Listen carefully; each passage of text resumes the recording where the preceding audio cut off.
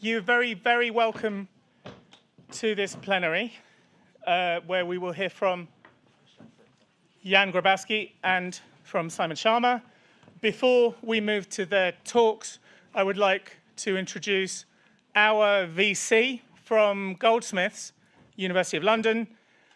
Goldsmiths is a co-host of this conference, which in itself is no small move, actually, because the logo of Goldsmiths is all over the literature and the website right next to the University of Haifa, and there are people who would not like that. Francis, please come and say hello.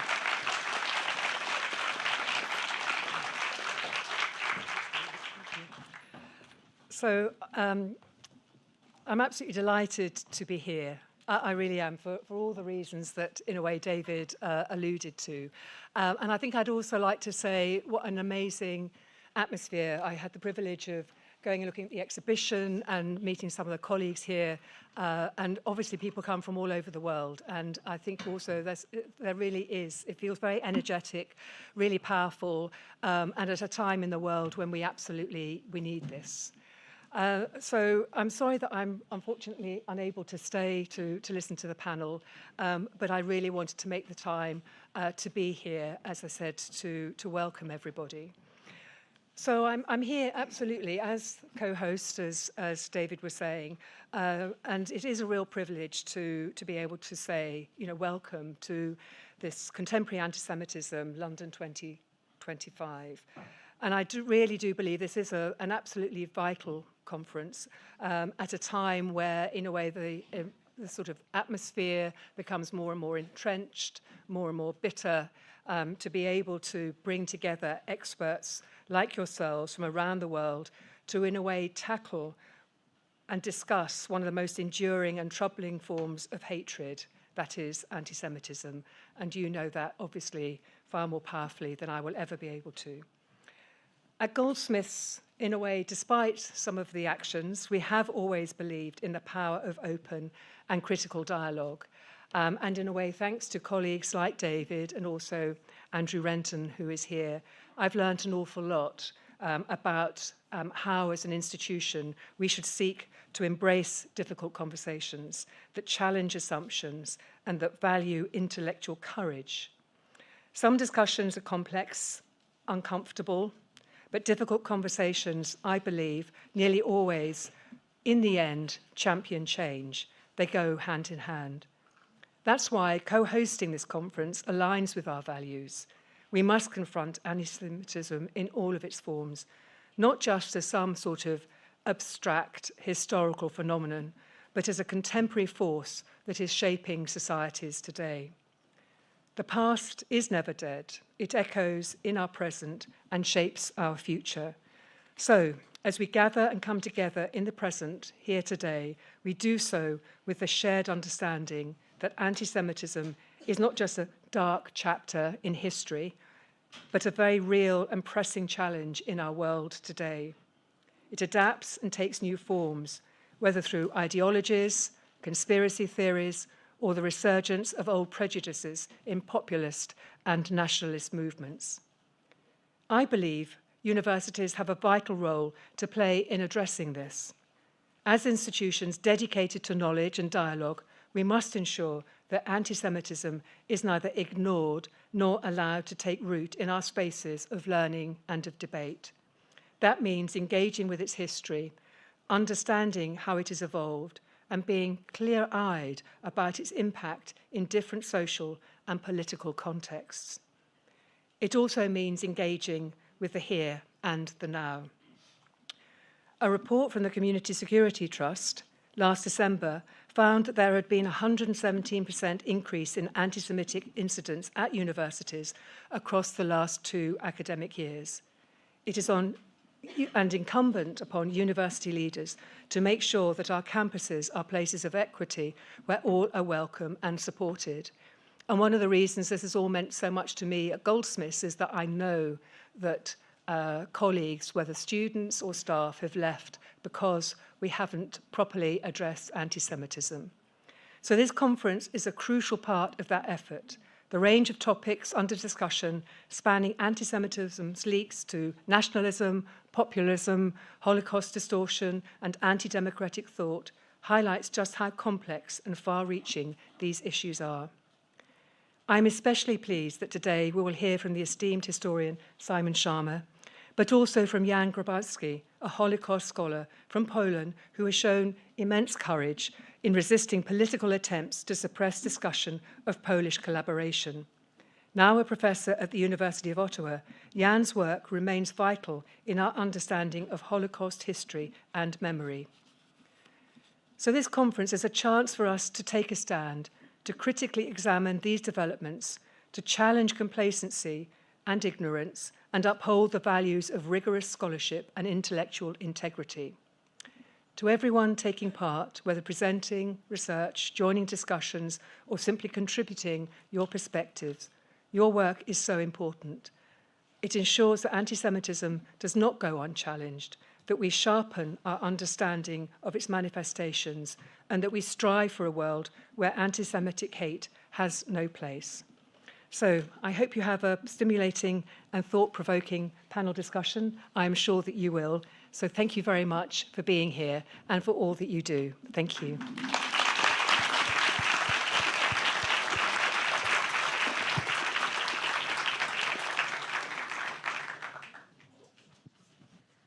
Hello and welcome to our second keynote lecture of this conference. My name is Dr. Sarah Yael Hirschhorn. I'm happy to be chairing this panel as one of the co-sponsors of the conference on behalf of the Tony and Elizabeth Copper Center for the Interdisciplinary Study of Anti-Semitism and Racism at the University of Haifa. We are very thankful to the VC and to our co-sponsors, the London Center here, for making this event possible, and particularly for bringing these two distinguished keynote lecturers here to speak with us today.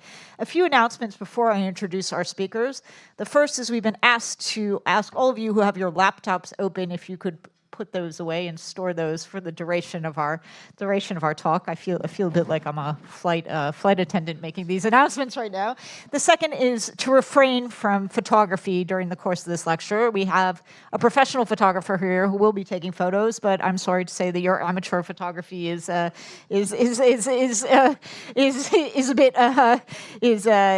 discouraged. And the third is to say that the books of our authors here, particularly of Sir Simon Schama, will be available outside in the book corner in the tent after this lecture. So please do take a moment to pick up a copy of their books on your way out tonight. We have two distinguished lectures here tonight who will run concurrently. So our first speaker, and I'll introduce them one at a time. Our first speaker is Professor Jan Grabowski, who is a professor of history at the University of Ottawa and a fellow of the Royal Society of Canada. His interests focus on the Holocaust in Poland, and more specifically on relations between Jews and Poles during the war. He has authored and co-authored and edited 20 books and more than 80 articles in respected journals in many languages. He's published several books, but one of them I think that he'll be speaking about particularly today is the one in 2018 that he co-edited and co-authored called Night Without End, a 2-volume study of the fate of the Jews in selected countries of occupied Poland, which was published in 2022 in English by Indiana University Press. As been alluded to already, the book triggered an angry reaction of Polish authorities and has resulted in a long civil trial prepared and financed by state-funded right-wing NGOs, and state-owned television and newspapers took part in the campaign of hate which accompanied the legal proceedings. I hope he will be able to address this particular controversy as well as his immense body of scholarship today. Professor Grabowski, we'll hear from you first, and then we will turn to a second keynote lecture by Sir Simon Schama. Well, thank you very much. Can you hear me? Okay. I'm delighted to be in London, and thank you very much for this invitation here. And I have been given some time, and in order to deliver something I would call a tragedy in 4 parts, So when you hear part 4, you know that there is not much of your suffering left. So the title of this talk of mine, which sort of is a confession of a historian, I would call it, of a confession of a public historian. The title is "I Have No Skin in This Game," and citation is from an academic colleague of mine, Scholars of the Holocaust and Their Jewish Problem. Part 1. Part 1 starts with citation, another citation. "Oh, you can't scare me. I'm sticking to the Union. I'm sticking to the Union till the day I die." It's, of course, from Pete Seeger, The Union Made. Let me start with a letter which I wrote less than 4 years ago, seen from today's perspective. Given the accelerated pace of history, this letter seems to be rooted in an era long gone. Ottawa, November 8, 2021. To Dr. Susan Spronk, President of the APUO, Association of Professors of University of Ottawa. Dear President Spronk, last February, the executive of the APUO decided to reject the IRA definition of anti-Semitism. In the published declaration of the APUO, we read, I quote in my letter from 21, "The International Holocaust Remembrance Alliance, IRA, working definition of anti-Semitism poses a serious threat to academic freedom at the University of Ottawa. The IRA definition of anti-Semitism misconstrues anti-Semitism to include a broad range of criticism of the state of Israel." End quote. The APUO declaration took me by surprise. First, University of Ottawa, Spronks and my employer, has never adopted the offending definition in the first place. And second, as far as I knew, I was the only person at the University of Ottawa whose academic freedom was seriously threatened within the vague context which had anything to do with the IRA definition of anti-Semitism. The APUO was also worried that, to quote the declaration once again, critical perspectives on the policies and practices of the State of Israel would adversely impact scholars at U Ottawa and beyond. This took me by surprise. Since, as anyone familiar with Canadian academia can confirm, criticism of State of Israel can enhance rather than hurt one's professional career. Finally, I was surprised that the APO would have issued such a declaration without, to use the language of union bureaucracy, consulting the stakeholders. But let me go back to my letter to the APO President Spronk.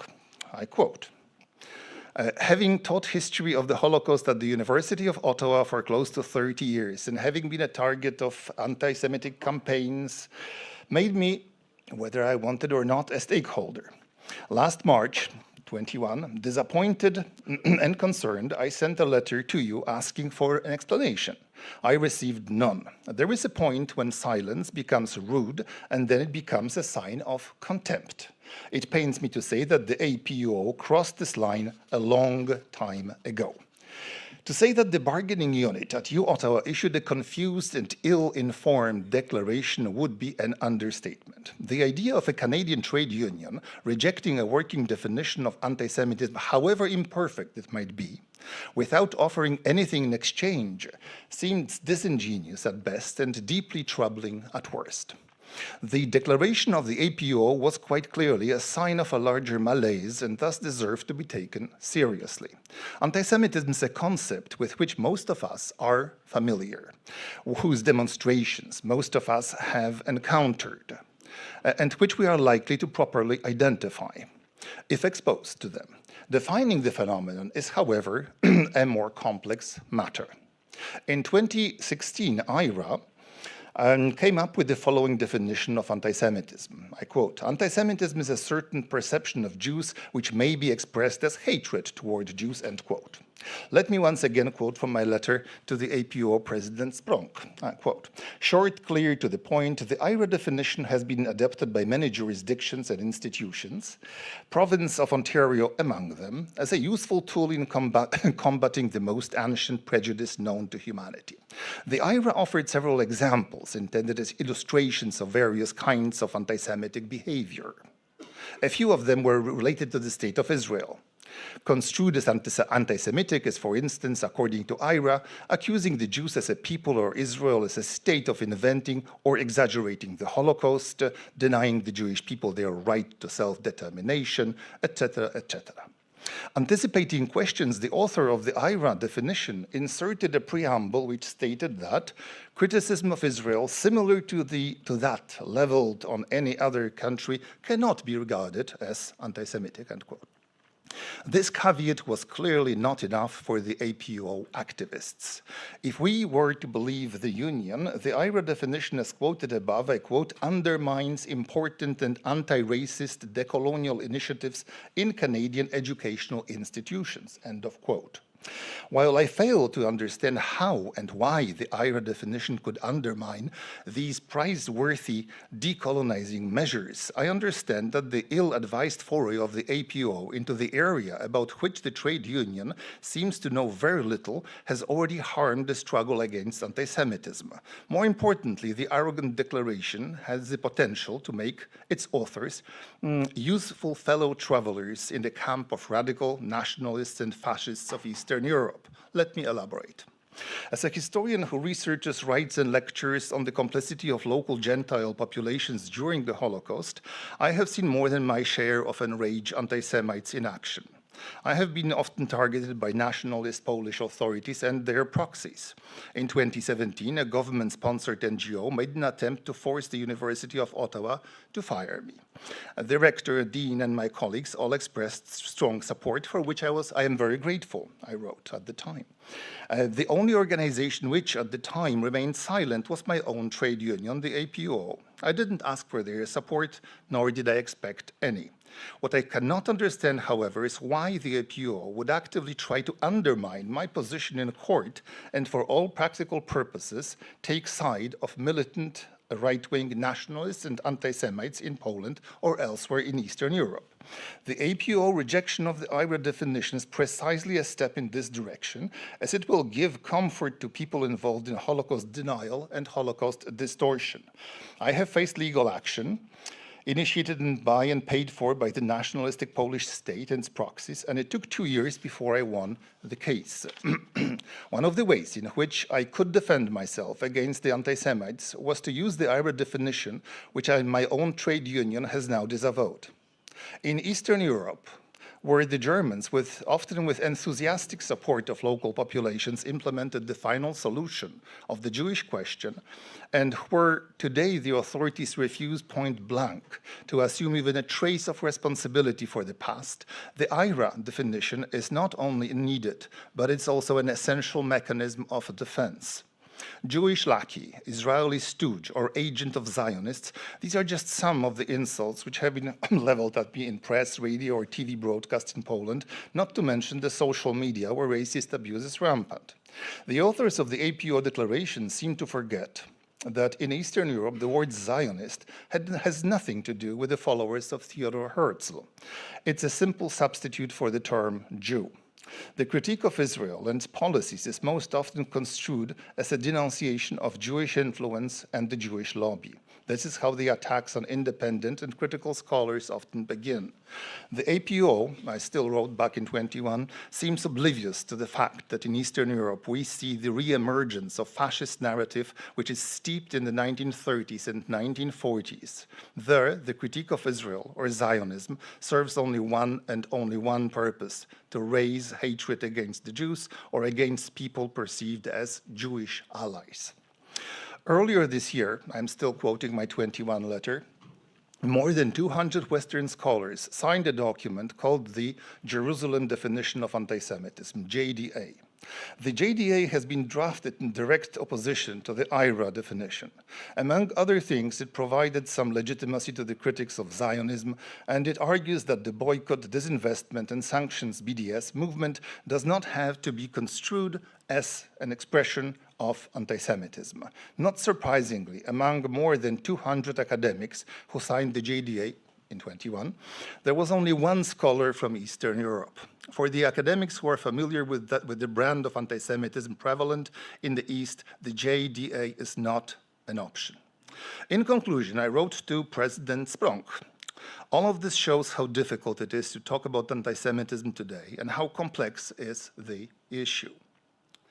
A last thing that one should do is to enter such a territory without due diligence and without the required knowledge, which is exactly what the APO did. At this stage, I can only say that I am ashamed to be the member of a union which has aligned itself with militant nationalists, and I am saddened that the organization, which I have co-funded with my fees since 1993, did not find the time or will to produce, since last February, even most basic rationale for its decision. Signed, yours sincerely, Jan Grabowski, PhD, etc., etc., etc.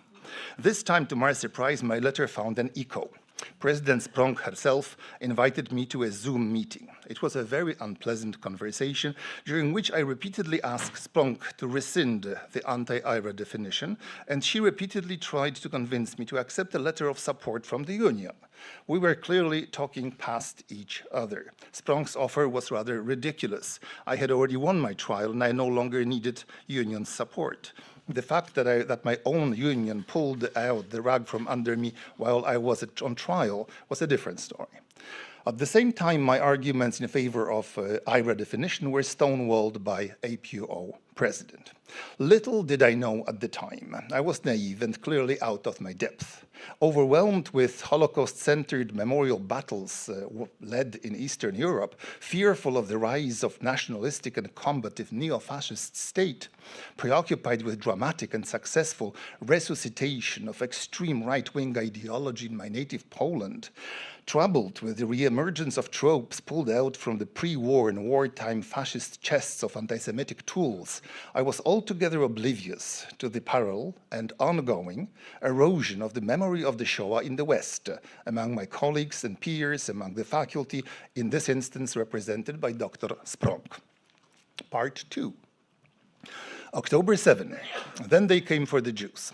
The impact of October 7 on the Jews of Israel, and to a lesser extent on the Jews living in diaspora, is hard to understand if one stands outside these communities. Most, if not all, of people in Israel either knew someone who had been a victim or knew people who lost their loved ones. For the Jews of Israel, the reaction of the world outside was initially incomprehensible and later painful and shocking. Indifference, silence, or worse, malicious glee, better known in German as Schadenfreude, which became more and more visible with every passing day, were the reactions not only of the unlearned and the openly hostile, but also of those who one would have hoped harbored goodwill and were likely to understand the fears and traumas of the Jewish community. Joanna Tokarska-Bakir, one of the leading Polish intellectuals and cultural anthropologists, described in gruesome detail the inhuman massacre of October 7. Then she concluded a post-mortem, I quote, "As it turned out, though," wrote Tokarska-Bakir, "October 8 proved to be worse than October 7, because it was then that the campaign of denial began. Western academics, artists, and activists, some under the banner of justice and humanitarianism, others devoid of any banner, rushed to explain how the whole attack was simply armed resistance and not genocide, even though Palestinian terrorists had killed everyone in their path," writes Joanna Tokarska-Bakir. The American writer Najima Sharif tweeted sneeringly, "What do you all think decolonization meant? Vibes, papers, essays, losers." Former Minister Yanis Varoufakis, leader of the Greek left, declared that it was not Hamas, but Europeans who were the criminals. Furthermore, in a joint statement, 35 organizations from the University of Harvard placed all the blame for the massacre on one actor, on Israel. So much for Tokarska-Bakir. Very similar battle is being now conducted by my colleague and friend Joanna Michlitz, present here with us. In the early post-October 7 days, the Holocaust, or rather the memory of the Holocaust, was invoked rarely, but whenever that happened, it was at one's own peril. The Jewish catastrophe has been, as it became clear, thrown under the bus of post-colonial narrative, in which there was little room for or recognition of Jewish suffering. Jewish reactions were largely dismissed as obsessive, self-serving, exaggerated, or simply unfounded. Canada, my home, was thousands of miles removed from Holocaust debates or so I thought, raging in Poland and elsewhere in Europe. It was a safe port, a place to gather one's thoughts, a place where historical debates, even those touching upon the most burning issues of social justice, and on unresolved and unrepented historical wrongs, were being negotiated and filtered through reconciliation commissions of various kinds, whose goal was to map a road to compromise. It was one of these quintessential Canadian traits which I grew to appreciate so much since I arrived here as an immigrant nearly 40 years ago. A country of two solitudes, English and French, which with time became a country of many solitudes, was built upon the idea of judicious compromise, a glue which kept this fragile concept together. There was a strange charm in the unspoken civility of public and private debates in my adopted homeland, especially when compared with blunt words and hard punches exchanged elsewhere. All of this went through my mind as I stood in the spring of 2024 in front of Tabaret Hall, an imposing structure housing the offices of Chancellor of University of Ottawa. Behind me was the large expanse of green, a lawn usually occupied by students playing ball or soaking sun in the open. That day, however, the lawn was covered with tents and signs which read "Free Palestine" and "Stop Genocide Now." The columns of Tabaret Hall were covered with vile graffiti, which sunk so deeply into the stone that many months later they were still covered with grey tarp. A large group of young people chanted, "Go back to Europe," requesting that the racially tainted individuals go back to where they came from. These were the echoes of shouts and slogans one was used to in my native Poland. "Jews to Palestine" was the battle cry espoused by Polish fascists before the war, and in 1968 slightly changed to "Zionists to Israel," officially reintroduced by the Polish communists into the state-approved narrative. Everybody knew, of course, that the expression Zionist had nothing to do with the proponents of the idea of Jews' right to live in Israel. In these quarters, the term Zionist was and still is a synonym for the word Jew. The fact that young people at the lawn of Tabaret Hall in Ottawa spoke with one voice with European anti-Semites, nationalists, and fascists was somehow lost on the participants in the gathering. That you Ottawa students and activists wanted to send Jews back to Europe and the fascists in Poland wanted to see them dispatched to Israel instead brought no consolation. Overall, the news was grim. I heard of Jewish students fearful of going to class and Jewish study centers put on high alert in fear of possible violence. Something was broken. Where exactly did we veer off the course? How was it possible that all these Holocaust education classes, exhibitions, radio and TV programs, hundreds, no, thousands of hours of survivor testimonies, the survivors' visits to schools, all of this seemingly evaporated overnight, leaving open space which was rapidly filling with the explosion of brutal anti-Semitism like nothing we have ever seen in Canada before. The iconic phrase "never again," which the Holocaust educators and scholars repeated so many times that they started to believe it themselves, has been rendered useless, an obsolete cry filled with wishful thinking. In Germany, even soccer fans, hard to imagine, displayed signs "Nie wieder ist immer." Never again is always. Henryk Grinberg, a Polish Jewish author and survivor of the Holocaust, coined the phrase "never again is again," while still others spoke about "never again is now."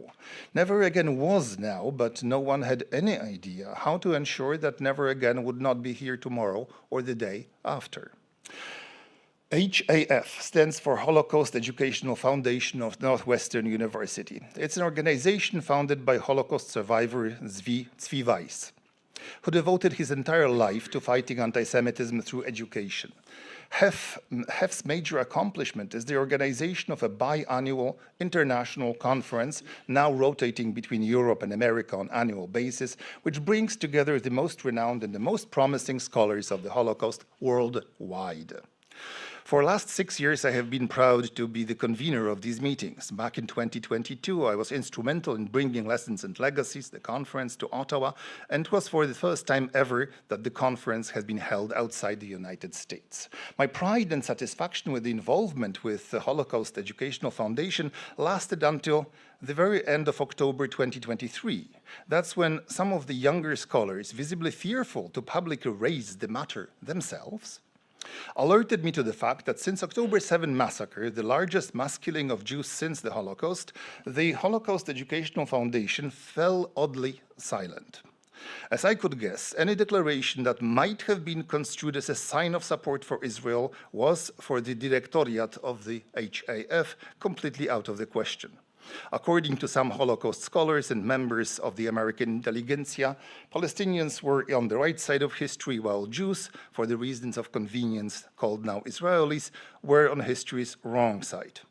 In the years past, the HEF issued statements regarding the Russian invasion of Ukraine and other conflicts, but in the case of the greatest massacre of Jews since the Holocaust, the foundation devoted to preservation of the memory of the Shoah remained silent. So I wrote a letter. Warsaw, Ottawa, November 15, 2023, to the members of the HEF Academic Council. I am writing this letter with grief and great sadness. 1 month ago, on October 7, 2023, we witnessed the most horrifying massacre of Jews since the Holocaust. I describe what happened. We don't need to hear this. For me, a child of Holocaust survivor, someone who every day reads unending accounts, endless accounts of survivors and unsurvivors of the Shoah, this was a horrible moment. I thought that this horror would enable people to look past their petty ideological differences and to ponder the foundations of our morality, the basic notions of evil and virtue to which we subscribe, which define us as human beings. I was wrong. In Western academia, among my academic friends, the deadly silence which followed October 7 attacks was stifling. The foundation, organization which convenes the largest Holocaust conference in the world, an organization with which I have been associated for so many productive years, remained mute, not a word, not a peep. Nothing, saying nothing at a time like this was a declaration of moral surrender, a resounding political statement. Instead of expressing its outrage, disappointment, and bitterness, the foundation promised to organize discussions and lectures devoted to the intriguing topic of mass murder of Jews. I am certain that interesting exchanges will take place. Perhaps in due course a paper or two shall be published in peer-reviewed academic press. In the meantime, our Jewish students are fearful to enter the campuses of our universities. Holocaust education is under siege, and pure and hateful antisemitism floods the Western world. Still, the Holocaust Educational Foundation remains mum. Next year, the foundation organizes its biannual conference, the most important gathering of Holocaust scholars. Regrettably, I will not be there. Is there a point of studying the Holocaust if we're unable to show a trace of moral fiber and call out pure evil as pure evil? Do we understand what it remains to be a scholar of the Holocaust? Sincerely, Jan Grabowski, PhD, etc., etc., etc. Unsurprisingly, I'm still waiting for an answer. How it was that Holocaust has become for many a dirty word. Seen as a way to legitimize the policies of the State of Israel, the teaching of the Holocaust is being gradually hollowed of its Jewishness and pushed to the margins of the university curriculum. A sustained effort on the part of political scientists, sociologists, literary scholars, but also, what pains me to say, historians, painted the Jewish catastrophe as a tool in the hands of, I quote, oppressive settler colonialists deployed in order to muzzle the defender of the people native to the land of Israel from whom the Jews have been a priori excluded.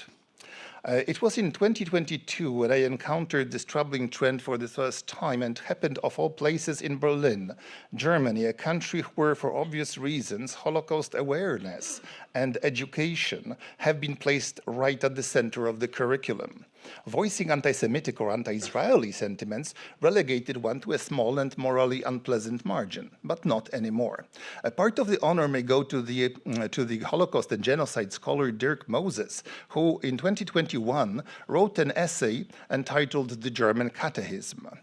The essay quickly gathered a significant following among the German academics, starved for permission an excuse to join the anti-Israeli or anti-Jewish chorus so prevalent on university campuses geographically situated west of Germany. Dirk Moses wrote, I quote, "We are witnessing, I believe, nothing less than a public exorcism performed by the self-appointed high priests of Katechismus der Deutschen. According to Moses, this catechism had 5 key elements. Most important was point 3, that Germany had a special responsibility to Jews in Germany and a special loyalty to Israel. In German, translating from German, Israel's security is part of Germany's raison d'etat. And point 5, that anti-Zionism is anti-Semitism.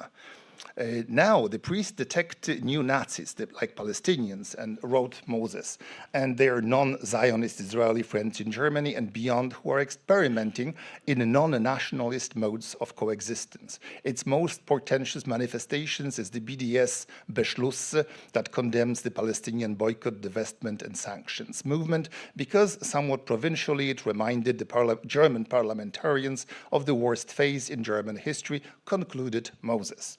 In short, according to Moses, the Germans, in their attempt to improve on their tragic history, overdid it and threw the baby out with bathwater.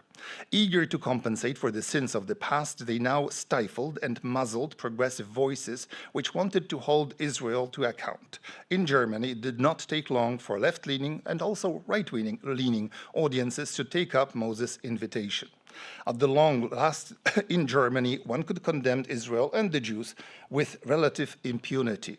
It was now a struggle against colonial oppression. It was an anti-apartheid struggle, not anti-Semitism. In 2022, I took a part in a large conference in Berlin. The gathering was held under the title, I quote, "Hijacking Memory, the Holocaust, and the New Right." Reflecting on my years of fighting right-wing anti-Semitism in Poland, I accepted the invitation as a matter of fact without second thought. I was in for a real surprise. From the first session, it became obvious that the rise of militant anti-Semitism in Eastern Europe was the least of conference participants' preoccupations.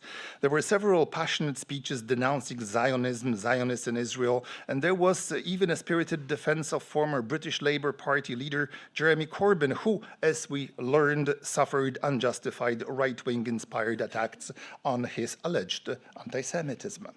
Then we heard a Palestinian activist's denunciation of the Israeli apartheid and colonial state, who referred to debates at that particular meeting conference as, I quote, a sort of a Jewish psychodrama playing itself out in the context of Palestinian tragedy, end quote.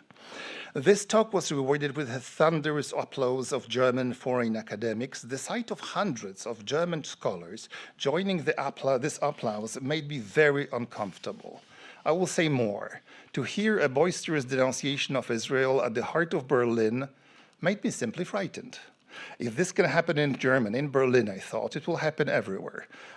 Is this the reaction to Holocaust education, research, and memory we can expect in the future? Once again, I wrote a letter, but this time I will spare you its contents. Part 3, I have no skin in this game. Dr. Hassan Diab is a murderer convicted in France in 2023 to life in prison due to his involvement in the notorious 1980 Copernicus Reform synagogue bombing in Paris, which claimed 4 lives and left 46 people wounded. In the fall of 2024, Dr. Diab was offered an opportunity to teach a course on social activism at Carleton University in Ottawa, Canada.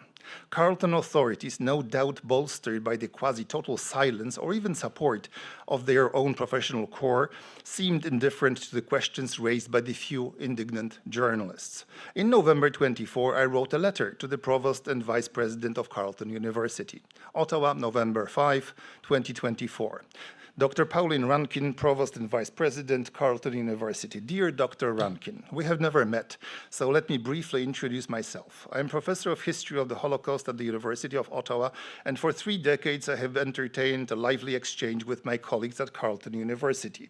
Together we organized and co-organized events, workshops, and international conferences I counseled some of my best undergraduate and graduate students to take courses at Carleton or simply to pursue their careers in your institution.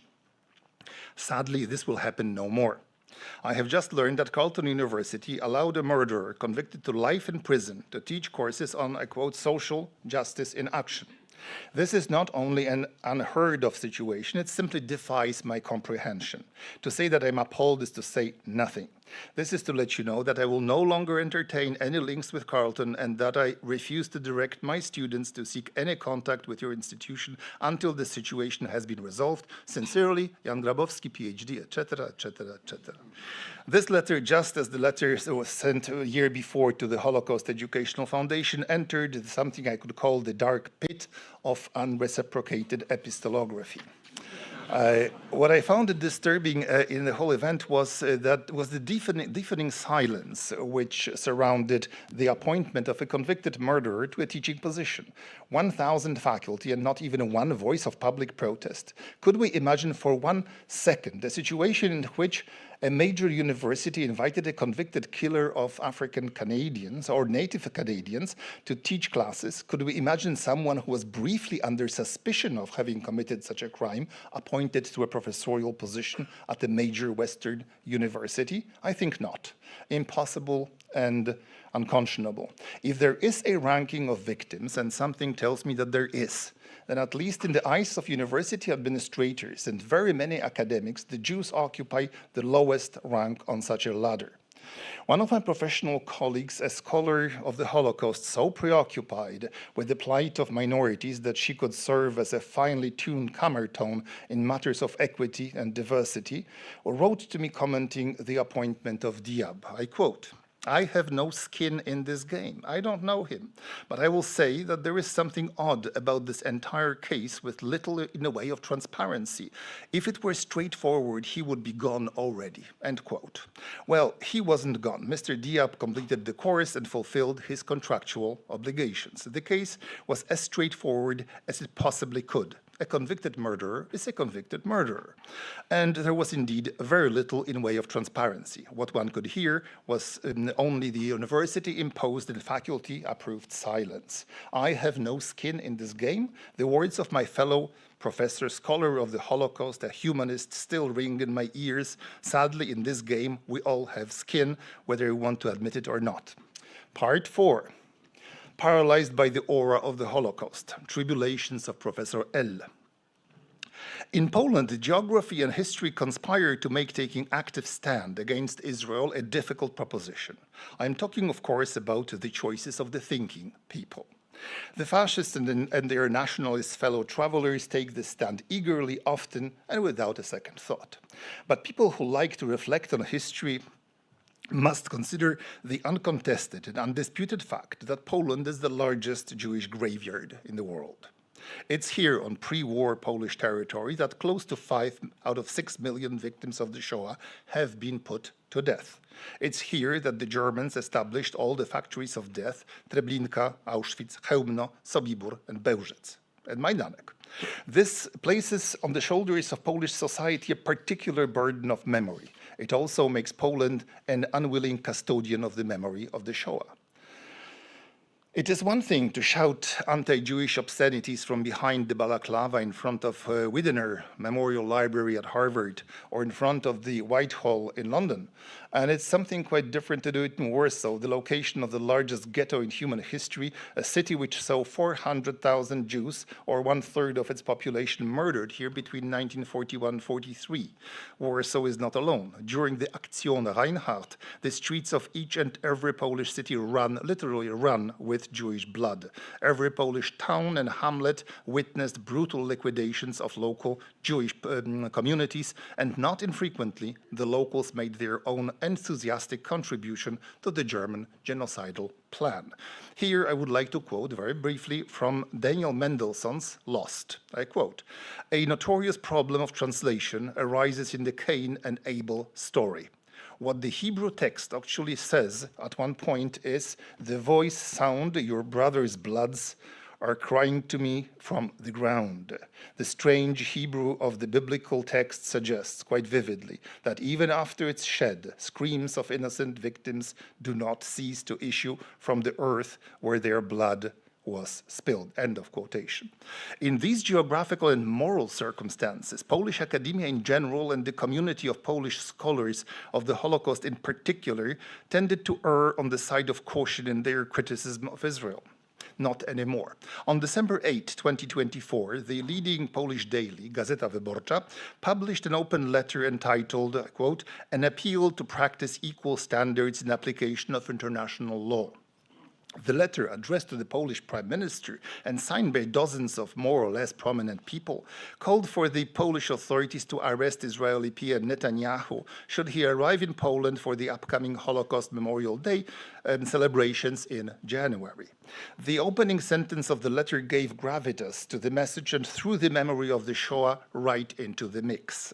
It started without a preamble. I quote, "We, for whom the memory of the Holocaust is an ethical challenge, embodied in the slogan, 'Never again for anyone, anywhere.' We, who since last year watch with horror the massacre perpetrated by Israel and Palestinian women and men in Gaza." End quote. Well, we, in their short appeal, failed to mention October 7 massacre of Jews, and we failed to make even the smallest mention of Hamas as a force which might have had an impact on the whole situation. The practice of equal standards stressed by the authors of the appeal was obviously a sham. We referred, however, to the Holocaust on several other occasions. The message was clear. The Jews are contemporary Nazis, and the Palestinians are the moral descendants of the ghetto inmates. It became clear that a generational chasm opened between the members of the academia, with younger people becoming more radical, marching lock in step with their Western colleagues. But there were generational exceptions. Among the signatories of this disingenuous, troubling, and, not to mince words, primitive appeal, one could find a handful of more prominent Polish intellectuals, academics, and what was particularly troubling, Professor L., a well-known literary critic, a scholar of the Holocaust, and, what I must admit with sadness, my former close academic colleague. A few days after the publication of the open letter, Professor L. gave an exhaustive interview published in one of the leading Polish websites known for the quality of its high quality of its investigative journalism. The paralyzing aura of the Holocaust and the luxury of museum-like empathy, and what about Gaza, was the title. Explaining his ideas on the Holocaust, Jews, Israel, Palestinians, and the war in Gaza, Professor L. was not afraid to jump into deep water. I quote, "In a sense, Israel's greatest enemy today is Israel. The political deal with the US, which relies on the development of its arms industry and territorial expansion, is a cause of anti-Israeli sentiments which may become anti-Semitic," declared the Polish Holocaust scholar. One would think that anti-Semitism had nothing to do with what Jews did or did not do, that it was entirely a construct of an anti-Semitic mind. Professor L. continued, "Blurring the boundaries or even confusing the terms anti-Semitism and anti-Zionism is a way to block the rationale of others," end quote. Not in Poland. Here, as we already know, and what has been well established over the decades, anti-Zionism is anti-Semitism. To have a Polish scholar of the Shoah put it to doubt was very deeply troubling. The rest of the interview brought a mixture of truly bizarre thoughts which are better quoted than commented. One has to ask a question: to what extent this fascination, I quote, with the Jews, their culture, their tragedy, if we can apply this term to the Holocaust, to what extent it can make people blind to the reality? To what extent the attitude of the victims to the victims of the Holocaust is transferred on the Israeli Jews or state itself? Look at me, said Professor L. This fascination of mine with the Holocaust pushed me to be fascinated with Israel. This fascination allowed me to recognize the local realities in only a very selective fashion, and so on and so forth, end quote. Where could we start to unpack this grotesque construct, the stream of consciousness peppered with arguments which seem to parrot Norman Finkelstein's repertoire? Are we scholars of the Holocaust to be seen as hostages of our own area of study? Should we consider ourselves unable to assess the current events otherwise than through the paralyzing aura of the Holocaust? The interview offered more insights into the dilemmas facing Professor L, but let's hope that the paralyzing aura of the Holocaust remains an experience of that scholar alone, rather than the key to understanding the limitations of the others. Let's hope it will not become an interpretive tool which would allow anti-Semites of various hues to dismiss Holocaust scholars and Holocaust scholarship as inherently biased and tainted at the source. At this stage, you might want to ask me whether I wrote another letter. No, I did not. In Poland, as I learned over the years, everyone is an expert in soccer and in Holocaust, and it's next to impossible to convince an expert to change their minds. Concluding, where does this all leave us? The title of this talk is I Have No Skin in This Game, scholars of the Holocaust and their Jewish problem, and the issue remains wide open. Both in the West and in the East, scholars of the Shoah find themselves increasingly under pressure, forced to take sides in debates which often take hostage the memory of the Holocaust, and which extend way beyond the area of their expertise. More and more often, the commemoration of the Holocaust is seen as an attempt to legitimize the current policies of the State of Israel. More and more often, the debates about the memory of the Holocaust reveal their ugly anti-Semitic face, where the traditional tropes espoused by the nationalistic right blend together with the ideas promoted on the left side of the political spectrum. The specter of Jewish conspiracy and Jewish world domination is being now infused and re-energized by the concepts of Israeli apartheid and genocidal colonialism, recalling bad times which we all thought were gone for good. Thank you.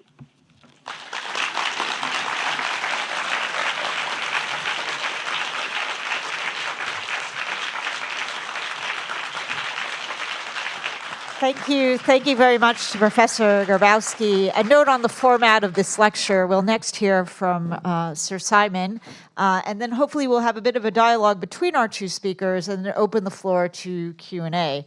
I think Sir Simon needs no formal introduction, but for the sake of, I guess, for the sake of my role as chair, Sir Simon Schama is University Professor of Art History and History at Columbia University and a contributing editor to the FT, the Financial Times. He has also taught at Cambridge, Oxford, and Harvard universities. He is an award-winning author of 20 books translated into 23 languages, including The Story of the Jews. He is also a well-known writer and presenter of over 60 documentaries on art history and literature for BBC television, including his most recent film that will air on April 7th, 2025, as part of the BBC commemoration of the 80th anniversary of the liberation of Auschwitz-Birkenau, The Road to Auschwitz. Professor Schama, Sir Simon. Thanks so much. I will be, don't panic, I will be over there in a minute. Maybe I'll preface this with a question. I'm just about to show a clip from that film. And a lot of you are going to know the answer, and so I don't want you to tell me the answer. What's the difference between a Jewish optimist and a Jewish pessimist? No, really? That's surprising. Well, a Jewish pessimist says things can't possibly get any worse. And the Jewish optimist said, oh, yes, they can. And it's because I suppose I'm that kind of Jewish optimist. I have made this film, and which will, as Sarah said, be happening just on the 7th of April, and then it'll be available for a year, I think, on iPlayer. So this is just a clip, a short clip from it, as a kind of preface to what I want to have to say at the lecture.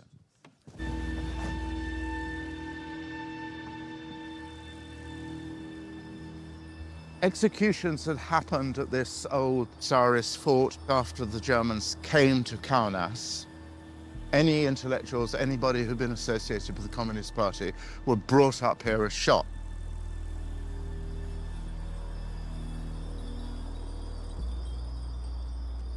But the late October, the so-called Great Action, was a kind of monstrous exercise in mass extermination.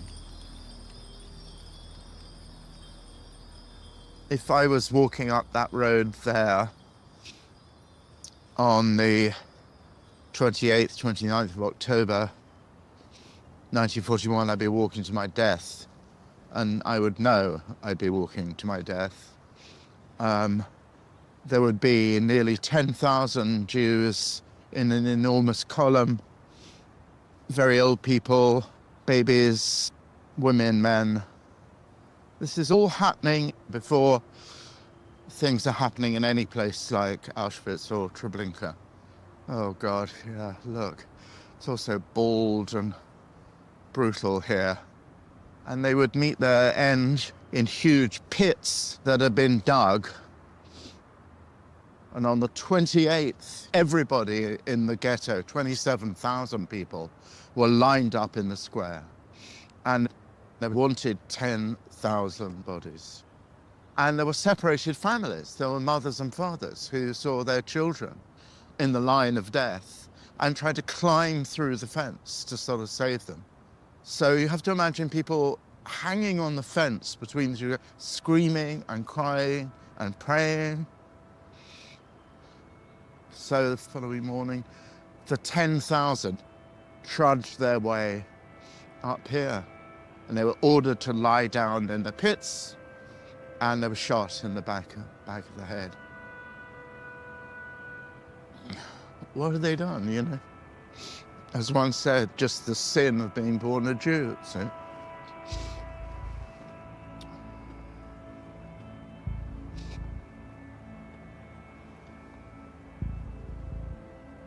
Really. I mean, I think it's very difficult to come to this place and not feel the mortal shock of it. And I think that the Holocaust is so immense a catastrophe that it has to be structured in memorials and museums and sculptures and dates and chronologies. And then you come to a place like this, an empty place, where you feel every second. You see every face, and all the data disappears in the screaming and the crying and the grief.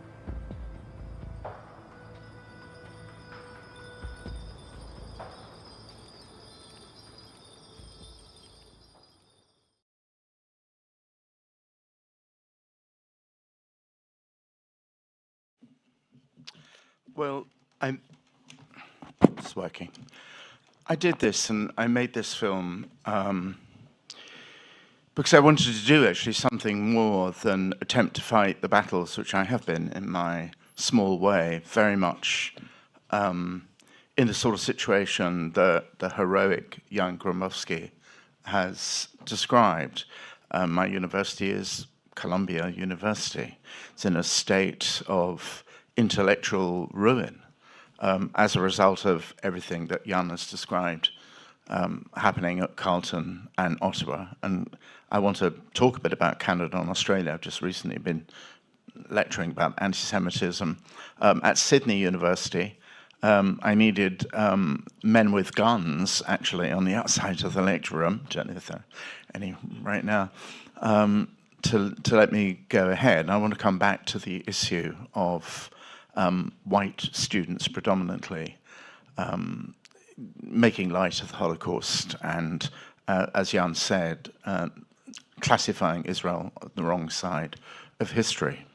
I've been in denials. I wrote in the FT just the other day about wanting to, first of all, go to Auschwitz. I went to Auschwitz for the first time when I was making this film.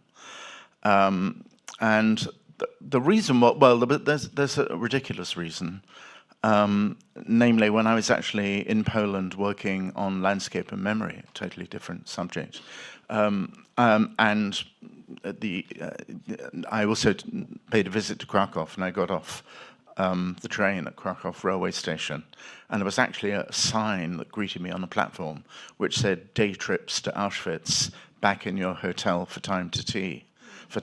And I thought, I don't want that. I don't want to be back in my hotel in time for tea. And I think actually that quite aside from the immense destruction, this sort of grotesque campaign of what is in effect, as Jan says, anti-Semitism pretending to be purely anti-Zionism, I think actually what pulled me out of these acts of denial and evasion and procrastination, some of which were also a matter to do with the mission I set myself when I started writing the story of the Jews, the third and final volume of which I am now writing, was a respect of my great predecessor at Columbia, Silo Baron, objecting to reducing all of Jewish history to what he called the famous aside of his lachrymose history. And so in the first 2 volumes, I've wanted to celebrate not just epic survival, but not see the whole of history really reduced to a long highway road to Auschwitz. So why then did I go to the extent of trying to make a film? Partly because I think what has been extremely upsetting, even before October the 7th, but it's been really toxic afterwards, has been the infection, not just of academic culture, but of popular culture by anti-Semitism. When you see Ye, the rap singer, once known as Kanye West, deliver a design for his newest album, which is nothing more than an enormous swastika, and having an enormous, I mean, his in terms of the economy of attention, he has, I mean, uncountable millions of devoted followers. When you see the trivialization, debasement, the ironization of Holocaust memory, so there can be a kind of joke for Elon Musk, who does the Heil salute twice in a public setting. When you see Joe Rogan, a podcaster who has, I think 20 million followers, something like that, actually entertain, as did Tucker Carlson, another incredibly powerfully hard-right polemicist, used to be on Fox News, entertain the views of Daryl Cooper. In fact, actually, Tucker Carlson called Daryl Cooper, not a professional academic historian, still the most important popular historian in the United States. Daryl Cooper is someone who let it be known that he thought that Churchill, not Hitler, was the real villain of World War II, and that the Holocaust was a kind of public health measure. He said it was a result of, quote, poor planning. It's when you see this really horrifying transfusion of this toxin into popular culture, when it's coupled with data from the Anti-Defamation League and the Claims Conference that it's the younger generation coming who are just recently in college or college undergraduates now, who are least likely to be familiar with the Holocaust and who are most likely to dismiss its magnitude, that really, if you happen to be in a position, being fortunate enough to get to make the kind of film that I have, you want to grab that opportunity. I know you've been talking about, and a lot of what Jan's beautiful and painful speech had to do with, is the paradox of our time, that the more Holocaust education we have, let's put that's already to frame it in a wrong and rather tendentious way, that notwithstanding the massive amount of Holocaust education that we have, anti-Semitism among the young in particular seems to be on an inexorable rise. And what do we do about it? And I will try. Nobody, I think, here, as far as I've learned from an account of your deliberations, nobody has a perfect answer, but that we have to deal with the attention economy, and we have to deal with it in the age of AI and disinformation and social media is, I think, where we start from recognizing the awfulness of the paradox with which we're faced. I also want to say, though, that I think, and I say this between the lines, I was going to actually say it during the film, and I decided not to. I didn't actually want to be disrespectful to those in custody of the Anne Frank Museum in Amsterdam, or in fact those who are in charge of the Auschwitz Memorial. But there is what has happened in public imagination is that not just the whole of Jewish history is reduced simply to a people who are caricatured or just characterized as either victims or bullies, but also the Holocaust memory has in a way been reduced to Anne Frank on the one hand and Auschwitz on the other. Anne Frank, as Jan implied, not talking about Anne Frank, has been de-Judaized. It was extraordinary, an article by wonderful, you probably all know the extraordinary book by Dara Horn, a novelist, called People Love Dead Jews. You remember in her attack on what's become of the memory of Anne Frank, she describes a moment where one of the people employed by the Anne Frank house in Amsterdam was actually reprimanded, or he may even have been fired for presuming to come to work in a kippah, in a yarmulke. You'll all know, really, that that the memory of Anne Frank, might even say, without being too cynical about it, the usefulness of Anne Frank essentially is almost conditional on her being, first of all, a symbol of universal rather than expressly Jewish suffering, and secondly, also incredibly selective reading of the diary, which singles out that famous phrase about, despite everything, I believe that in their heart, man is capable of goodness, or some such words. There is a very great essay, actually.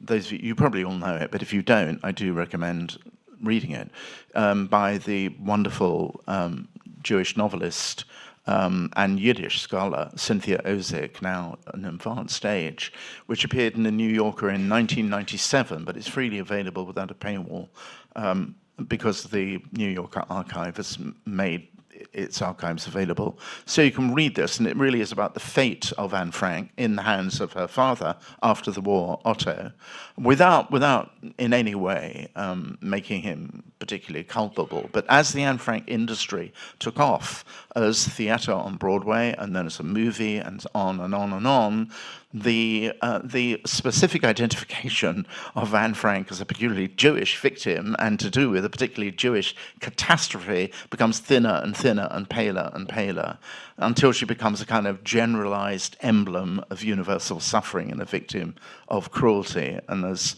Dara said in her wonderful essay, maybe Anne Frank, but because actually you'll all know that towards the end of the Anne Frank diary, and she is a genuinely gifted, extraordinary writer, the diary becomes extremely dark, if not angry and despairing and furious. She knows very well what's happening about the roundups of Jews and being sent to the Hollandse Schouwburg, the Holland Theatre, on the way to Westerbork and disappearing and so on. And she becomes very dark, almost moments of rage that happen to this teenager. And so in some sense, that, the one person who really symbolizes for many, many millions of people the Holocaust is available for memory on condition that the Jewish, particularly expressly Jewish nature of the calamity is not vanishes, but highly, highly, highly diluted. And Auschwitz itself, I think, and again, I don't want to show any disrespect to the countless wonderful documentaries that preceded this one, but there's a sense in which Auschwitz is an automaton of death, that it's remote, that it's mechanical, that it is somehow kind of distant from human agency. And what that has led to, again, is a sort of extraordinary act of invisibility of Jews, inaudibility of Jews. And this has penetrated some of the more impressive, not to say extraordinary, gifted representations of the Holocaust in cinema, and particularly in recent memory, above all Jonathan Glazer's film, Zone of Interest, based very, very loosely on my much-missed friend Martin Amis's rather peculiar novel of the same name. Jonathan Glazer's film was remarkable, I think, very, very clever. In the end, I became absolutely furious at his own clever self-admiration. But what you'll all notice about The Zone of Interest, how many of you have seen it? Yeah. Well, what did you notice? Wasn't it interesting how it was Judenrein? It was completely Jew-free, totally Jew-free. And Jews were reduced to what one critic in the New York Times then describes as a trade name in filmmaking, to room tone, to what the filmmakers called a soundscape. Very, disturbing soundscape, but one which actually made no sense whatsoever in terms of what was actually going on. You could see smoke coming out of the chimneys and so on. But it's then there's really a film I like much better, All 4 Hours of Steve McQueen's Occupied City, set in Amsterdam, but set completely in contemporary Amsterdam, but rather brilliantly, when it visited site after site after site, a dispassionate voiceover described exactly what happened in terms of the roundups and the deportations and when they disappeared and when they died. But there has been, as you'll know, a just relentless fascination with the perpetrators. It's very extraordinary in the zone of interest. I think you remember that moment where Rudolf Höss rides up to the edge of the wall, separating the paradise house and garden of his house, and leans over, and that's all just he's on horse and looks over as though, he himself was never really amidst the incredible cruelty of the selection ramp. And so what struck me about those elements of Holocaust memory that have loomed large in popular culture is that the reason they have is the disappearance of Jewish presence, of Jewish faces, of Jewish voices. So a very large part of the film, which some of you, I hope, will see, has been to restore the voices. Voices of countless extraordinary writers and witnesses and image makers. And in the case of George Kaddish, in the Kovno ghetto, in the Kaunas ghetto, photography. He actually had a camera stitched inside his coat and used the aperture of his buttonhole to actually take photos of life in the Kovno ghetto before extermination happened in 1942 and 1943. So I've wanted to. There were lots of people who knew they would not survive, who accepted their death. Chaim Kaplan, amazing writer in the Warsaw Ghetto, most extraordinary, and he did have a kind of fitting film, Son of Saul, terrifying. The Jewish Sonderkommando at Auschwitz, Salman Grabowski, whose manuscript is kept in the Auschwitz archive, and who takes you, much of it is written in the second person, come with me into the center of hell that were the crematoria, the gas chambers and the crematorias, and just a mind-blowing piece of writing. And actually, again, the manuscripts have been published as called "And Then the Last Consolation Vanished." And in places like Ponar Forest, which ought to be as well known as Auschwitz, outside on the outskirts of Vilnius, again, a remarkable book by Christopher Heath, a journalist, called No Road Back. I believe that's the title, but it was recently published. All of these are devoted really to restoring Jewish presence, to actually making the outside world, the world out beyond the academy, immersed in the physical realities of what actually happened. So the battle that I've tried to wage in the film, but in a very minor way compared to these astonishing texts, has really been not just to reanimate Jewish presence, but actually resist the temptation to dilute, to moderate, to universalize. That's the way. For example, the word genocide, of course. I don't actually engage with the debasement of that term in the context of Gaza, and I'm no apologist for Benjamin Netanyahu. I don't agree with much of the policy, but I am, as you all know, a devoted, opinionated Zionist, and remain so, and will always say so. Zionist to the extent that what that means is the right of Israel's existence, the right of Jewish self-determination, and so on. I think a really low point, I don't want to take too much time, a really low point in this process of, can you actually think any lower than this, of actually moving beyond the dilution of Holocaust memory to disqualifying Jews from being the custodians of that memory, was reached by Pankaj Mishra in a famous essay he published last year in the London Review of Books, where he's become the kind of darling, as you probably know, of the English intellectual literati left. This is an exercise in sustained moral profanity, in my view. The reason when we are no longer, the condition in which you're allowed to mourn, say Kaddish in effect, for the millions, is if you come out like Naomi Klein and Judith Butler and Peter Beinart and say, and you come out as an anti-Zionist. So we have a kind of moral selection ramp, don't we, between those who are allowed to actually grieve and explain and write and study the Holocaust, on condition that you repudiate the Jewish state, 20% of which in its earliest years were Holocaust survivors, the 1940s and late 1940s and 1949 and 1950s. This, as I say, is just a stunning thing.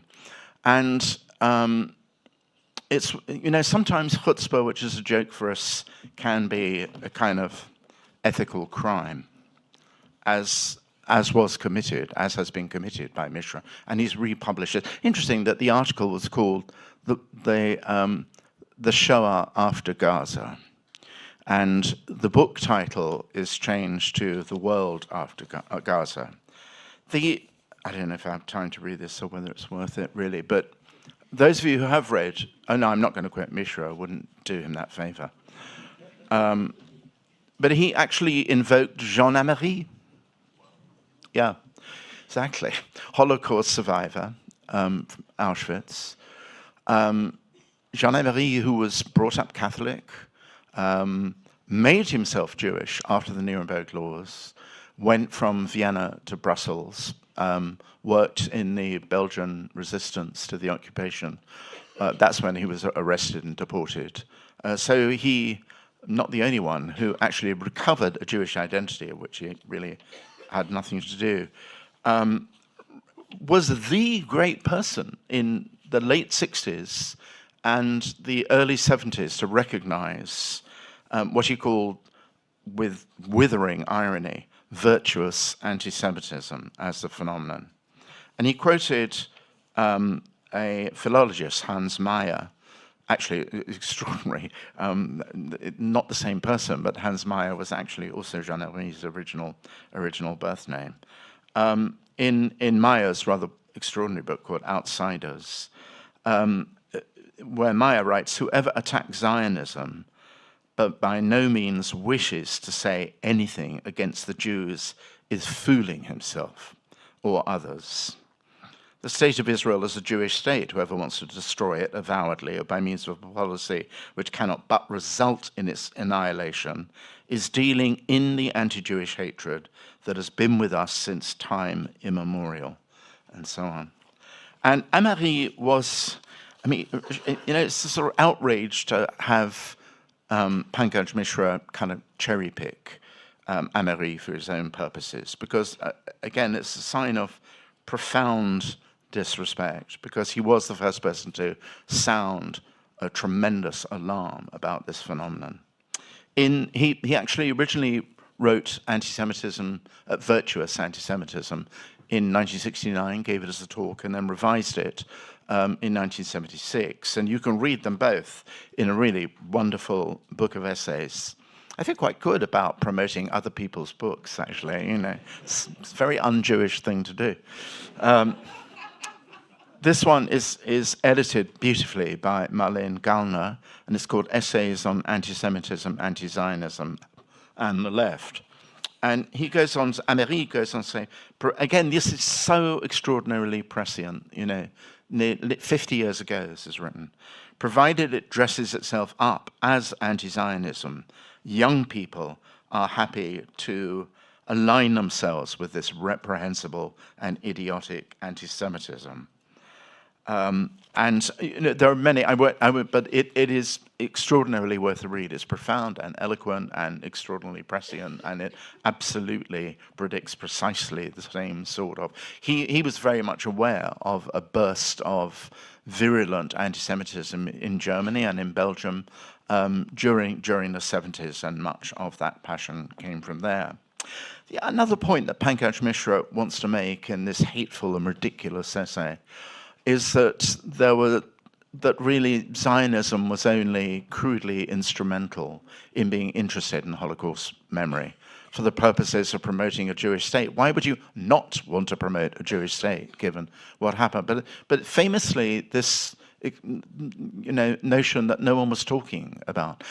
Absolutely true, of course, that people who were traumatized by what had happened to them during the Shoah and afterwards, indeed, were reluctant to find words. When I was making this film, found every word a kind of indecency and sometimes had to kind of force them out from myself. But there's a wonderful, another book promotion for you, class. By the way, you have been told there will be an exam in a couple of weeks, actually. But it is a wonderful book by a French scholar called François Azouvi, A-Z-O-U-V-I, called The Myth, Le Mythe du Grand Silence, The Myth of the Great Silence, where he massively documents the opposite notion that nobody was talking about the Shoah at all in France until Eichmann came along. It was absolutely not the case. My parents talked about it. I remember when I first saw the first book that alerted me to just how horrific the Shoah was. My mother's family we lost some of our members of my paternal grandmother's family. And I was probably about 11 when I read The Scourge of the Swastika by Lord Russell of Liverpool. Some of the more elderly among you, like me, will remember that book. And it was talked about. Ben Gurion, of course, famously in 1945 visited Belsen, profoundly and deeply moved, a kind of gesture which Mishra, I'm sure, dismisses as an example of his corrupt, cynical, militant, colonial Zionism. So, a lot of that, the only reason I'm actually saying, and again, it's not a matter of popular culture, but the effect that the Mishra article has had in reinforcing mistaken tropes about Israel as a colonial settler state, has been really very troubling and very influential. Mostly look at any article coming out, of The Guardian these days, and you'll see that woebegone influence, I think. I do want to say this, that I suppose that even though it's self-evident to everybody in this room, non-Jewish audiences, and none of us want to be in an echo chamber. We should come out of this room and with some sense of trying to talk about these things to our non-Jewish friends and not necessarily our friends, simply need to make the case that Zionism was caused by anti-Semitism. It is not the cause of anti-Semitism. And in case anyone's any doubt of that, in Volume 2, I will do the bad thing and quote myself here, or rather not myself, actually. At the end, because I was astonished and horrified, thought I knew everything about the Affaire Dreyfus, but it turns out I didn't. Some of you will probably know that when one of the forgers in the Dreyfus Affair, a French officer called Henri, was caught as a forger and was about to be put on trial. He committed suicide in prison. And Edouard Drumont, who was the most ferocious anti-Dreyfusard, with an incredibly influential, powerful journal called La Vraie Parole, created what he called a Monument Henri, which was a fund to pay for his widow's living expenses and as a respect to the anti-Dreyfus cause. And Drumont invited those people who wanted to donate anything at all to the Monument Henri also to say something about what they would like to do to the Jews. The year is 1899.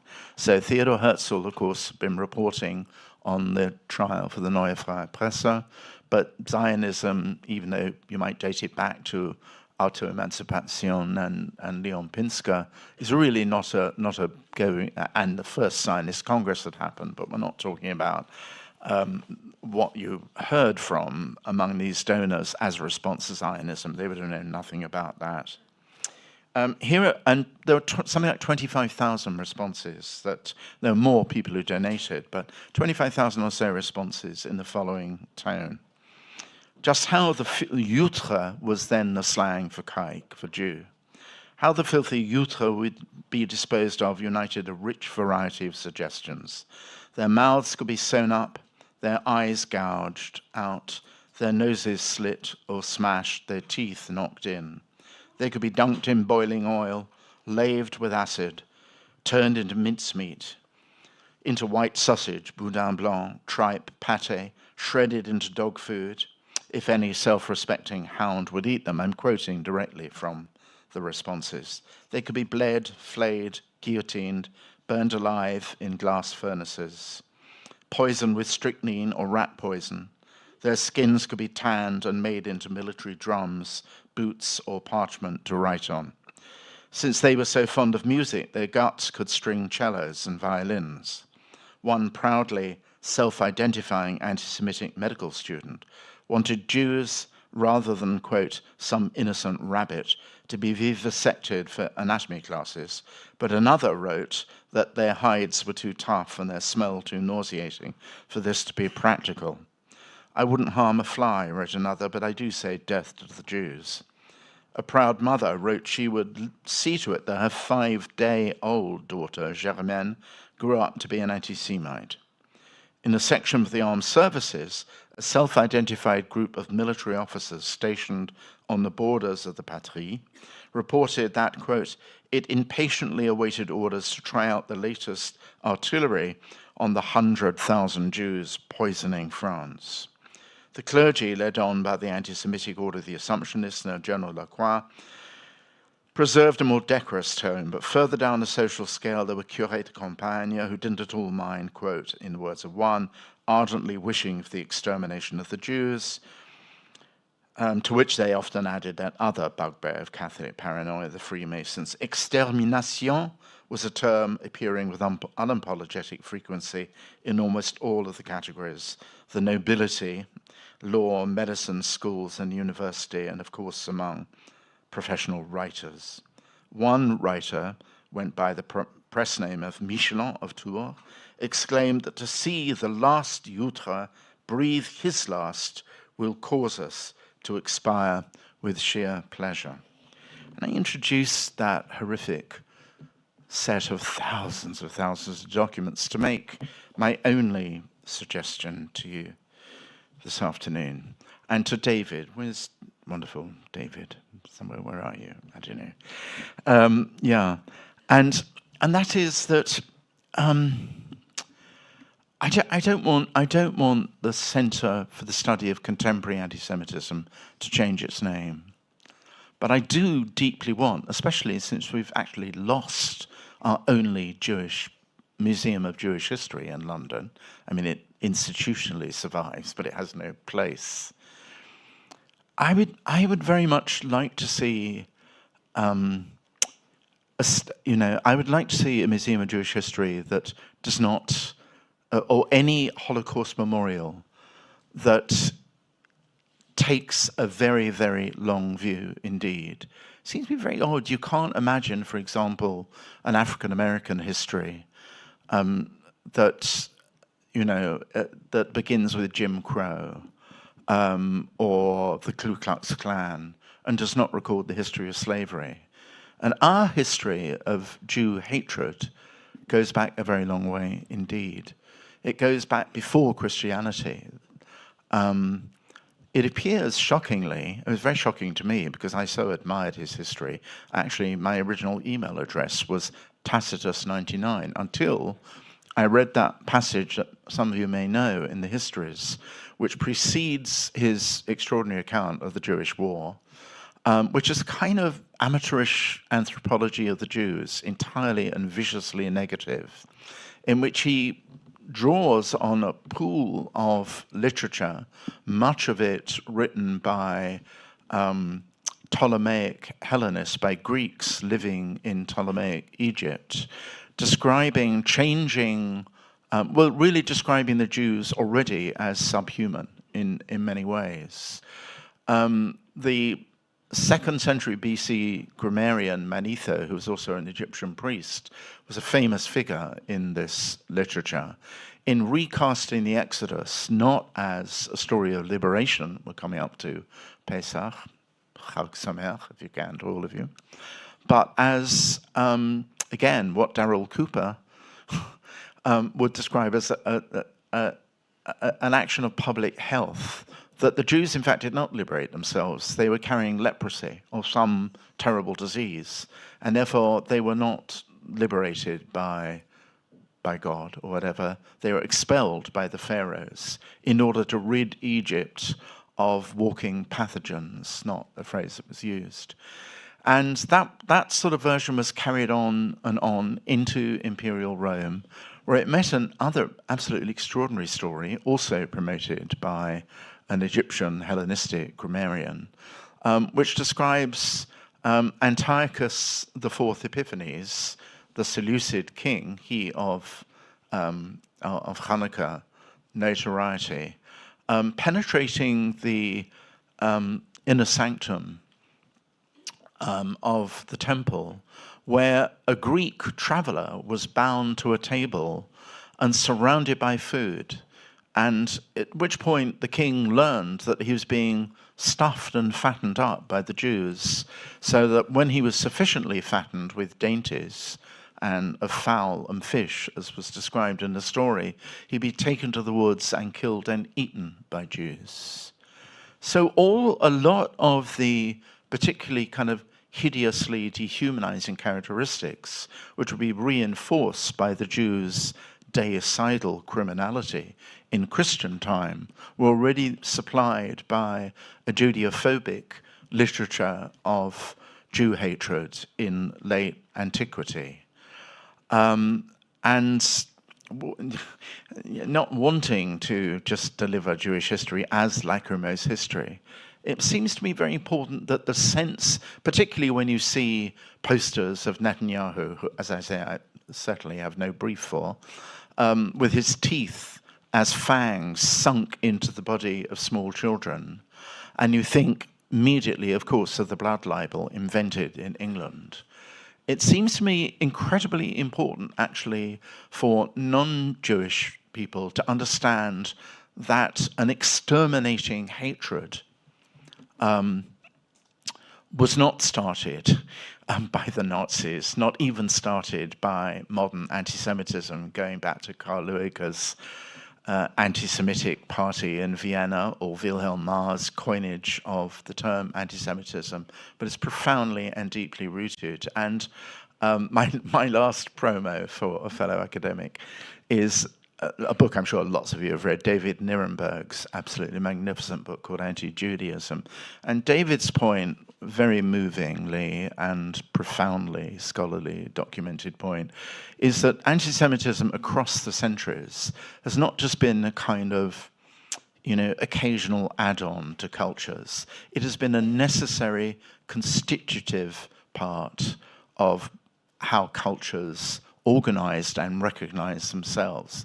We have been the necessary opposite or other in this rather hideous contemporary famous academic phrase, and this has gone all the way through to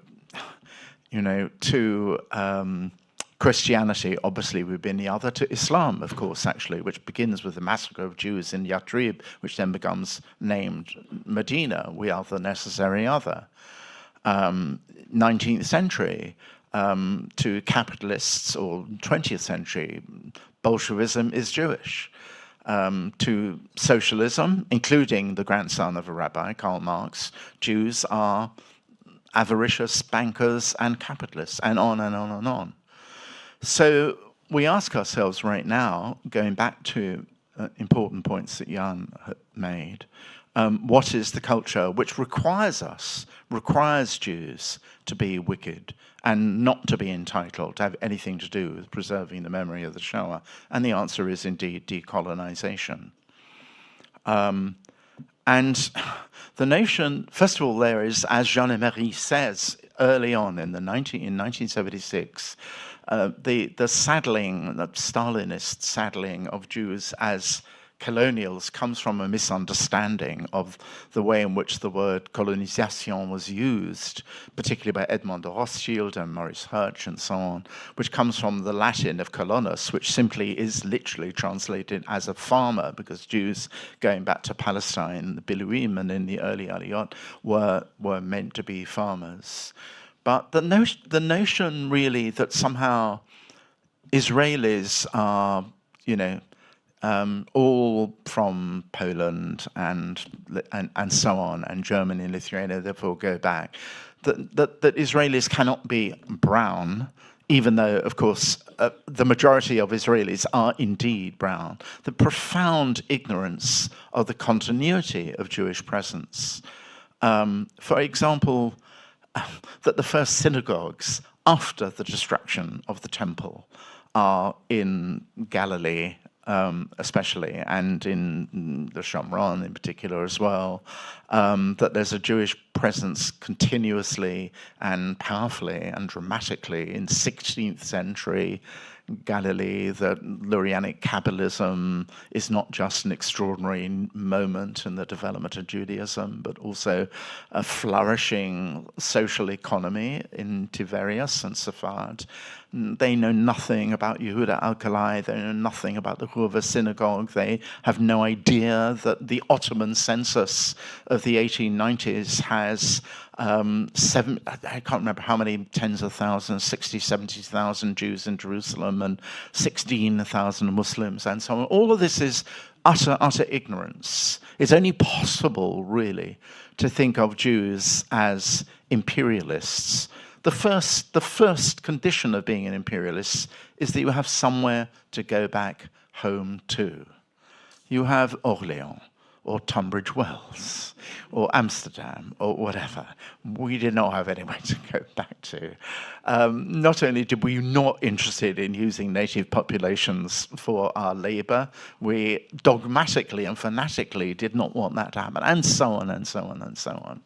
The whole history of Mizrahi Judaism, Mizrahi populations, the notion that really, this fantastic, fabulous fantasy that were Israel to disappear, there would be a secular democratic state, just like, the one Hamas presides over, for example. Preposterous, and you're right to laugh. We're not so cruel and ferociously tragic. And I'm a two-state person. I remain ridiculously obstinate because I can't see any other way around endless cycles of carnage. So what I would like is lots of money from some wonderful sugar daddy to actually, or sugar mummy, or both of them, to make a real museum of Jewish life over there. Actually, Polin in Warsaw, I think, doesn't do a bad job, Jan. You may not. Yeah, Jan is going like this, and he's had his battles, so I'm not. But it's better than others. I don't think the museum in Berlin does a particularly good job. But I would like to see that happen, and that it should not be just a story of woes and catastrophe and calamities, but it should make clear that, as Jean Amery said, not that we ever wished it, but we Jews have the most tormenting and tragic experience almost in all of human history. And with that bright and sunny thought on this spring day, I'll stop.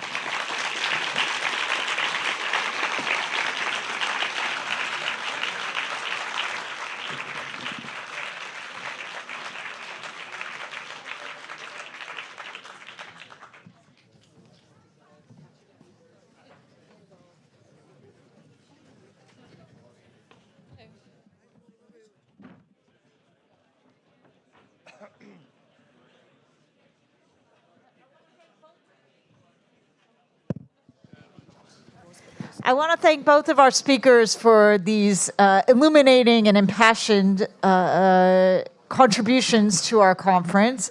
I want to take the privilege of the chair to ask two short questions, and then I'll open it up to the audience for Q&A. The first is a bit theoretical and the second more practical, so I hope this will round out some of our discussions that we've had over the past 2 days. The first is I was very captured by a particular phrase you had used in one of your sections, Jan, that you said the Holocaust memory has become a hostage, and I, now living in Israel, thought immediately of the actual hostages, and here being in the UK. The memory of Leanne Sharabi, who was a British citizen, and her children, the wife and children of Eli Sharabi, who visited here recently and met with the Prime Minister Keir Starmer. I was wondering, thinking to both of you, thinking both backwards and forwards, why is it that when Eli Sharabi came out of Gaza, I think to many of us in Israel, looking like a concentration camp survivor, that still he was erased, or that in other ways his suffering was somehow universalized as a necessary sacrifice as part of Palestinian liberation. And I'm thinking, both historically and looking forward to how we can conduct anti-Semitism studies going forward. How do we reconcile ourselves to that reality? Oh, well, sorry. Have you you've got, we only got one mic between us. Okay. There we go. Oh, okay. I have it. Oh, okay. Right back. Sorry about that. Well, obviously, we both think that you're not entitled to sympathy. We've been talking about that. But I just take up that absolutely acute point you've just made, Sarah. I remind you again not to go back. Terrible things, sort of, as you all know, happened to the survivors when they went to try and reclaim property and jobs and so on. In the Netherlands, and there is a ferocious, tortured debate going on in the Netherlands now, the kind of post-Anne Frank situation, the hundreds of thousands of files of people accused of collaboration after the war are just about to be digitized and have been put on hold. But what I was going to say was that Jews who were actually trying to get back home were charged back mortgage and back taxes for the time they'd spent in concentration camps. There was a silence, all right, but not among Jews. And the sense actually that, and of course the Kielce, I'm not pronouncing it right, pogrom in Poland was absolutely, yes, Kielce, thank you, was an absolute revival of the blood libel. Started with the blood libel rumor. So there's a sense actually of shrinking away from any possibility of acknowledging that these people who looked scarcely human at all in their immediate liberation could actually be treated as human. They continue to be disqualified from the condition of humanity. I can basically, it works? Works, right? Basically, I subscribe to the same line of reasoning as yours, and the idea of Jews coming out of a horror and claiming any right to any kind of compassion, to any right of Mitgefühl, if you will, does not simply exist. From my own family history, I remember the story of my uncle who arrived from hiding in 1946, 45, and in 1946 has already been murdered by patriotic Polish co-citizens. This famous greeting, which everyone in Poland recognizes right away. You see a Jew approaching from the hiding after the war, you say, "Oh, you survived." And there is no sympathy in these words, because you are perhaps the unlucky person who occupies apartment of a Jew who happened to survive. So it continues the same vein. Unfortunately, I just add, present. I just want to add one thing that really horrified all of us, I'm sure, beyond its immediate,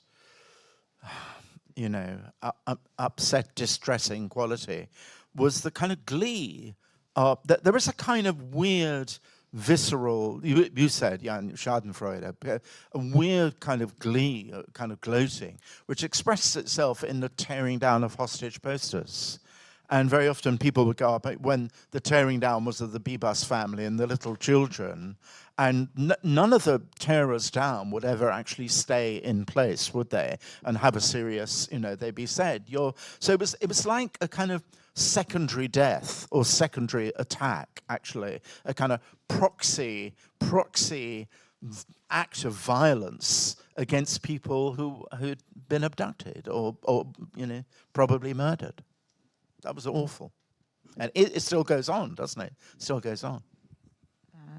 It's a kind of sociopathy that has taken over since October 7th, but certainly had been under the surface, as both of you mentioned. The past is present, and coming full circle. The second question I had is perhaps more practical. One of the most gratifying parts of this conference for me has been an opportunity to share the last 2 days with you, and I think to say, in many ways, the quiet part out loud. In the speeches that we both heard now, I think there was no shying away or pulling punches for some of the moral obscenities and cowardly, acts of scholarly cowardice that we've seen since October 7th, but certainly long beforehand. But other than writing letters to our professional organizations and having the bravery to be on the stage as both of you have to be frank and honest about the realities of our situation, what else can we as scholars do to remedy this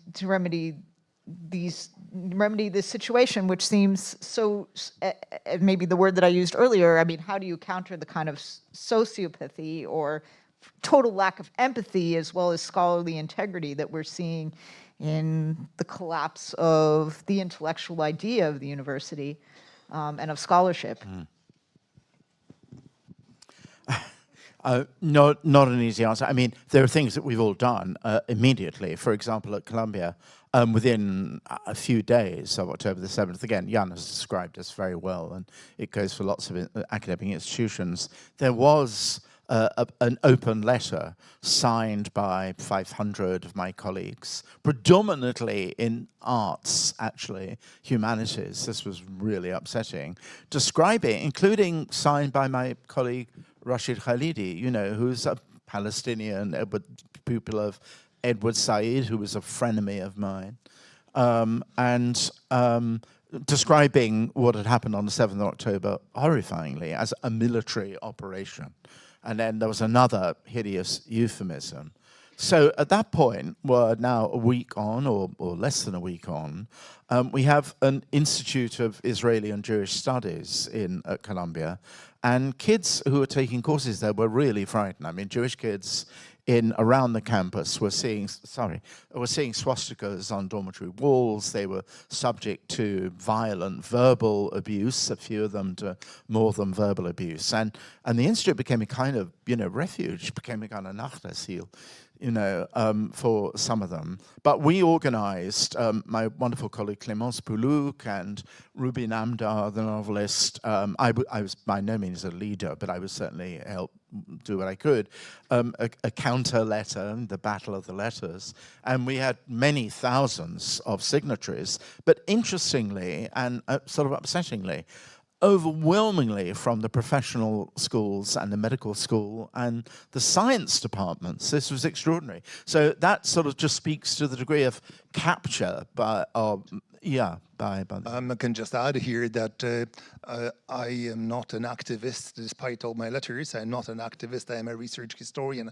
However, in our little area, let's say, of academia and institutions devoted to defense of memory, what we can do is a program minimum, I would say. Not going on offensive, trying to maintain our very modest holdings. In other way, I start to develop deep suspicion that anything doing with Jews and Jewish history, Jewish things, is now getting defunded. This needs to be tracked and monitored. Right. Retirements in faculties devoted to the study of Jewish culture, religion, history, are they going to be replaced or cancelled or simply transformed into something else? So the numbers in museums, their message, we have to monitor these things within the area of our expertise. I wouldn't think about extending our reach. I would rather hope to preserve what we we do have, and on a more abstract level to fight the issues of language, so that association between Israel and apartheid and Israel and genocide is not something automatic, because it slowly becomes automatic, and this is the intent of the whole exercise in the minds, open minds of the young people. So we can work on very, very physical, let's say, level, and more, let's say, perhaps more importantly, on this interpretative meta level of language and concepts and ideas.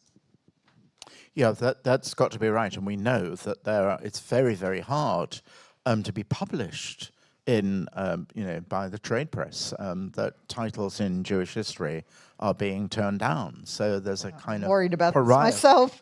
Yeah, I mean, there's no doubt that's happening. So one just has to raise one's voice as fiercely as you can, and actually introduce more Jewish courses in Jewish history. I mean, and there is a red line for me anyway at Columbia and the universities generally. There's a course being taught which could not be more balanced actually on modern Israeli history. Yeah, Michelon at Columbia, and it was interrupted by kafia donned screamers really.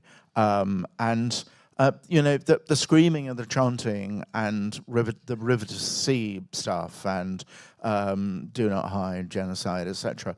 All that is the enemy of the possibility of actually having a discussion about, the issue about Zionism, about anti-Semitism, and so on.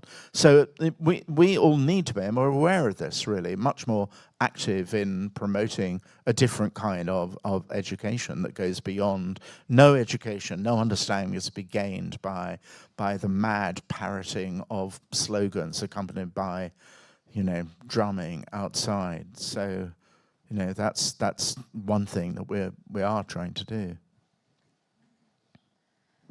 All right, I think we have about half an hour to open this up for questions. Is someone coming around with the mic to take questions? Jeffrey Herf. Yeah, hello, Simon. The microphone is on? Yes, good to see you again. Hello.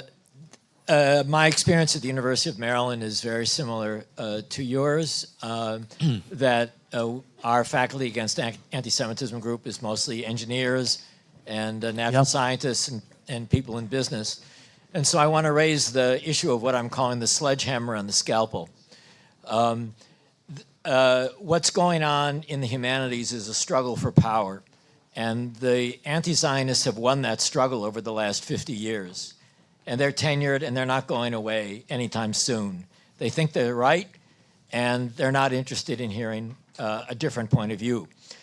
What do you think practically can be done to introduce some minimal element of pluralism in discussions that have anything to do with the Jews, with Israel, and I would also say modern European history as well? The sledgehammer in the United States is coming from the Trump administration. Yeah, I was going to say something about that. And the scalpel has to come from presidents and deans who are more informed. And I'm very pessimistic. And what we need are presidents and deans who are willing to be unpopular with the senior faculty of their university in which they're serving. So I'm very pessimistic about the future, about being able to introduce pluralism into these realms. I mean, you use the phrase "Columbia is in ruins."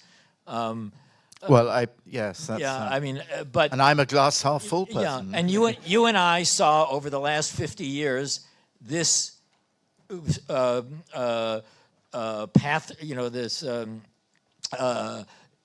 These people gaining power, and they're not going to give it up. There's no argument, however eloquent anybody could make, there's no argument that will lead them to give up that power. So it's a very practical question of what can be done. I don't want the sledgehammer. I would prefer the scalpel. No, thank you. No, I mean, you're absolutely to the point. I don't quite share your fatalism. That's just, again, a matter of temperament, probably not of reason. There are all sorts of reasons to be as gloomy and pessimistic as you are. Had the Colombia administration actually, during the time of Nawaz Shafiq, adopted, for example, demasking, or actually had, we had a task force on anti-Semitism. Again, my friend and colleague Clémence was partly running that, and which was extremely clear about actually that.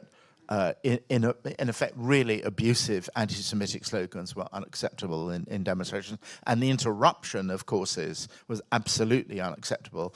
And really, the administration ought to have taken it on themselves and just did it. They didn't. The document was produced. There were a lot of excellent positive suggestions, and nothing was done. So unfortunately, it's now there's a sense of siege by the faculty, and issues about government meddling in the content of curriculum has not necessarily helped. So there has to be a kind of positive pushback by day conference really about 19th century anti-Semitism. I can think of a whole kind of menu of possibilities, and then that has to be argued for, very, very hard, I think, actually. Or issues of, for example, hiring faculty in Jewish history. In Hebrew, we do have professors actually giving Hebrew courses who are doing it now. So ruins is probably, on my part, a misspeak, really, because the university is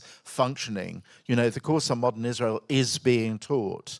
So I'm not willing, to despair completely and throw in the towel. I don't know, I've just turned 80. When you're 80, you either go and play golf in bad trousers, or you spoil for a fight, and I'm definitely in the latter category. Well, I have nothing to add here because I am from Canada. We don't have a sledgehammer, so the situation is in a way similar, but the threats are very different. Given the size of the phenomenon, I will just remain silent. Can you imagine reform from within? That's the question. Yeah, reform from within. Here you have this is the same point. As you all know, universities are the most deeply conservative institutions you can possibly imagine. They perpetuate their own image, and so I don't see. I mean, other than decisions coming from above and basically violating often internal departmental guidelines, I don't see anything changing anytime soon. As I said, my line of defense would be to protect what we have. In other words, not to let, for instance, positions in Jewish history, culture, and studies, or to go away, to wither away. But who will be appointed these positions? Well, probably the students of people who have these positions today. So here we go. I just want to add something slightly not to your point, excellent point, but something I meant to say during my talk. It's very striking to me that actually some of the most vicious acts, which are demonstrably anti-Semitic, go way beyond, anti-Zionism, have happened in Canada and Australia. There's the synagogue in Montreal was burned twice. There were 2 arson attempts. There were girls, primary schools, Jewish girls shot up in Montreal. Right, there you go. We're chanting gas the Jews on the Sydney Opera. Well, no, this is very interesting, Sarah, because actually it turns out, well, I guess never known, that the chant in front of the Sydney Opera House on October the 8th was not gas the Jews. And pro-Palestinian demonstrators are eager to say this. No, they said it was, what we were shouting was, where are the Jews? The cry of pogrom hunters so it was extraordinary to me. They thought that was better, really. I suppose marginally it's better than gas the Jews. But what occurs to me, and had been, again, that was a terrible moment. The only Jewish high school in New Zealand, in Auckland, the kids came to school to see daubed on the walls, Genocide High. It's horrible, vile things. And, I was prepared to say, which I don't think I did in Sydney and Adelaide, where I was giving these talks about anti-Semitism, that, if you really want an example of a colonial settler state, look in the mirror, chum. If the colonial settler states, Canada and Australia are tremendous examples. So if you want to go back, telling us to go back to self-deport immediately, It's a displacement. The kids want to be exonerated themselves as Australians, and in this case as well, from the blemishes of empire. So it's a David Nuremberg point. So you displace your guilt. Your self-exoneration needs somebody to blame as the ultimate personification of imperial wickedness. And who are to blame? Everybody in this room and more beyond. But also, on the other hand, I will just add that I happen to be someone called Crown historian expert in a trial in Toronto. And I just have to explain to the court what hate speech really is. And it's not very complicated, because actually the accused are people who are Muslims from the Middle East. And what they say is exactly the same thing that has been said on the streets of Warsaw or Krakow in 1937 and 38, filtered through different ways to Middle East, and then back to North America after 80 years. It's extraordinary. So it's not only the question of people willing to assign blame for the empire, it's something very, very immediate in terms of contemporary. That's certainly true. I mean, nobody, the reading, readership for the Protocols of the Elders of Zion has never been bigger than it is today. And there was a terrible book published by the Syrian Minister of Defense in 1986 called The Matzah of Zion, which was a straightforward blood libel version in 1986, gone through many, many editions, never out of print. I think we have someone has the mic. So Simon, I'm a self-deporting Australian Jew, so thank you. I wanted to ask, you mentioned briefly when you were talking about late antiquity anti-Semitism, in dealing, from an implementation perspective with questions about how to use anti-racism frameworks, if they can in fact be used to fight anti-Semitism, or dealing with stakeholders in that space, we often come into this question of how do you explain anti-Semitism as being a separate kind of hatred that is obviously a form of racism in some ways but has unique characteristics. I'm just curious to see if there's some kind of formula, dividing line since antiquity that you might point to when we're talking to people in that space. And Jan, just a general sort of thought bubble or question is, I've been very concerned ever since the invasion of Ukraine by the use of denazification as a justification by the Russians. And I think in European politics it's very interesting to see that been given life in a very different context. And I wonder if you think there's a link there in Eastern Europe with that experience and sort of using Nazis and Jews as a kind of justification geopolitically. Yeah, why didn't you? It's very interesting because this Nazi badge being put by Putin on democratically elected authorities of Ukraine and leadership is, of course, a smear campaign that has to resonate. It's mostly targeting internal audiences in Russia, of course. That's for destined. And the thing is that this is a language of hate which does not need any anchoring, actually, in reality. So here you can just hear the distant echoes of wartime, and it is actually Russian fixation on something that's called it's called Отечественная Великая Отечественная война, which means Great Homeland War, which resonates strongly, very strongly within Russian hearts, so to say. So it's used in a cynical and premeditated way by people who have forgotten that World War II started with a powerful alliance between Soviet Union and Nazi Germany, right? Yeah, I would just say, I was trying to say, I suppose, that what I want really is people who really are, as both Jan and I, essentially anti-Semites with a thin graft of rubbishly ignorant anti-Zionism on top, to understand that they are racists when they say anti-Semitic words. And that's why I want there not to be a distinction between alleged religious Judeophobia, anti-Semitism, and ethnic anti-Semitism. I want European history to take on board this has been a problem. And it's not a problem when you're talking about slavery and the dehumanization of non-white people. In fact, you know, massive attention endlessly is paid to this. I want the same amount of gravity and confrontation with your own past to occur in respect of us, so that when, you know, River to the Sea is understood, you are being a racist by, in a sense, promoting the annihilation of 7 million people.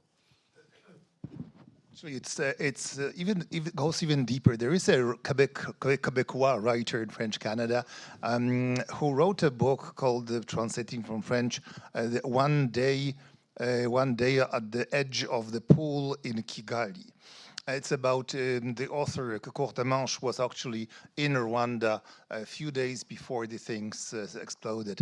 And he said he wrote something very interesting there. He said that from all public libraries in Kigali, before the genocide began, all books concerning the Holocaust have been taken. And the question remained, was it by the people who planned the genocide or by the victims who wanted to avoid being victims? So, yeah, that's extraordinary. I think we have a question in the second row. I have a couple of short comments to both speakers. Thank you for wonderful presentations, and a question. So we definitely need more history of Jews. History, the rich history of pre-1939 period. The course that I taught in Bristol University a decade ago has been scrapped using your book, Simon. We definitely need more history of anti-Semitism and to see the continuations and adaptations of anti-Semitism from pre-modern, pagan, pre-modern, modern to the postmodern era. And we were supposed to have a book here on global anti-Semitism with my colleague William Brunstein, but this book was cancelled by our first publisher, precisely on this subject, but we have taken it now to a new publisher. It will be coming out. We had a wonderful meeting here today about the book project with many participants here. Good. But my question, and the issue you have talked about, the Judaization of the memorializations of the Holocaust. And I and Jan, we have worked a long time about this in Eastern Europe, post-communist Poland, and we thought at first that this was a marginal issue belonging to the right-wing extremes. But it has become mainstream issue. The removal of Jews from the memorializations of the Holocaust, as you also mentioned, happens with the exploitations, uses and abuses of Jewish survivors, Jean and Marie. Yes? And this happens in popular culture, intellectual culture. In some ways, this is the double death for the Jewish survivors, and it is widespread also today in mainstream actually Holocaust education and teaching, as we can see in post-communist Europe in many places, and also on campuses in the West. So what do we do with that? Thank you, Jan. The thing is that it is I won't say bloody, it's an awful problem. Right now, bloody awful problem. Yes, it is something that actually wakes me up, and this de-Judaization of, in my case, Holocaust, but it goes way beyond de-Judaization of history. We can call it generally, if you will. And if you can believe me, I mean, you should believe me, that underway right now is a very successful campaign to transform, to de-Judaize a place called Treblinka and to de-Judaize a place called Auschwitz. And if you want to know more, you will have to buy my book, Whitewash. But it's a longer story. But these things are done and done successfully. So we are facing, I mean, we as scholars, as educators, as people concerned simply with and about history, we are facing very much of an existential problem of being, of history being replaced with something very different. Yeah. You have to wait for your opportunity. I'm lucky. I have a long career in television. So it was not my idea. The BBC actually much maligned BBC, sometimes rightfully so, sometimes not. BBC came to me to make The Story of the Jews in 2013. It wasn't my idea, but I certainly wasn't going to walk away from it. Equally, it was the Commissioner for History, Simon Young, who wanted me to be part of the Auschwitz commemoration, really, and I was busy with another television series, so I couldn't make it. But he didn't go away then. He said, well, I think he said, it's the liberation of Belsen, which happens around the time of Yom HaShoah this year, actually. But it was their idea. So you don't walk away from that, and then you use, I know I'm in a privileged position, but it's just me, so I can only answer you. I'm wanting, because actually, in the film, if you see it, there are, I actually read from, for example, the non-Jewish Polish journalist Kazimierz, I'm sure I'm not pronouncing his name, Sakowitz's diary about what was happening at Pernell Forest. I read from Etty Hillesum and so on. But they're little snippets. So I proposed to the head of Radio 4 that we have a whole program, or 2 or 3 programs called Voices from the Holocaust. So when I have any opportunity at all, and the film is going to be shown on PBS, that's while PBS still survives, that's millions and millions of people in America. So you grab the opportunity to, and I know our demographic, our audiences are probably skewed towards the over 50s and so on, but you take it and you run with whatever you possibly can, really. The issue about actually reaching the generation, who live on social media and who don't go anywhere near network television and so on, that is very much harder. So you need actually kids from the world of, of social media, of video, to sort of make them into anti-racist, to see anti-Semitism as a race prejudice problem, and to do something about it. So, it's you have to dirty your hands a bit outside. They're dirty enough in the academy, but you have to get a lot grungier too, outside. Yeah, and I just want to ask Jan, Jan, of course I read your amazing essay in Jewish Quarterly, but Treblinka is, the world out there is very unfamiliar with Treblinka. 900,000 Jews, right, were murdered in Treblinka. The whole Operation Reinhard, was just horrific. That, again, not much known about. There is now going to be a Treblinka Memorial Museum. I'm very fearful of Okay, this. That's what I was going to ask you. Yeah. Do you want to say a word about that? Just a word. If you go to Poland, don't go to Auschwitz, go to Treblinka. There is nothing to see, and this nothing to see is much more important than. Yes, I so agree with that. I so agree with that. You can just. Where there is emptiness, there's presence, isn't there? There is exactly. huge presence. Exactly. And this presence, the last thing we need is one more Polish museum of own glory. And I have seen, for this museum, they made a film. I have seen an early draft of this film, 3 minutes long, about what happened in Treblinka. The word Jew was not even once mentioned in this film. You're kidding. No, really? I'm not kidding. I'm past kidding this point. So we have to be very vigilant. Simply, this is pure. And so if you go to Treblinka, you will find many artifacts too. 300 crosses, for instance. But there is a lot of empty space which will allow you to think. Yeah. If you have a chance in Lithuania, go to Pernell Forest as well. It's a little over-manicured, be warned a bit, but it's also empty, really. Nobody goes there, and it is absolutely astonishing. If you read Chris Heath's book or know anything about the place, it's murder in office hours, day after day after day after day. Terrible, terrible things. And something that we were going to have in a film, but we had to cut, which I really regret in a way. You make these awful decisions if you only have an hour to do it. But you probably, if any of you know about between 70 and 80,000 Jews were shot over a space of year and a half, really. It went on into 1944, but it went on into early 1943. But in 1943, 80 Jewish Santa Commandos in chains lived in one of the pits. The Pernell Forest, a series of pits dug by the Soviets when they were in control of Lithuania to store fuel tanks. And the retreat was so quick the fuel tanks were never there. So it was absolutely perfect for the SS and their thousands of Lithuanian auxiliary enthusiast shooters to have mass graves of the shot, sometimes 10, 15 layers of body high.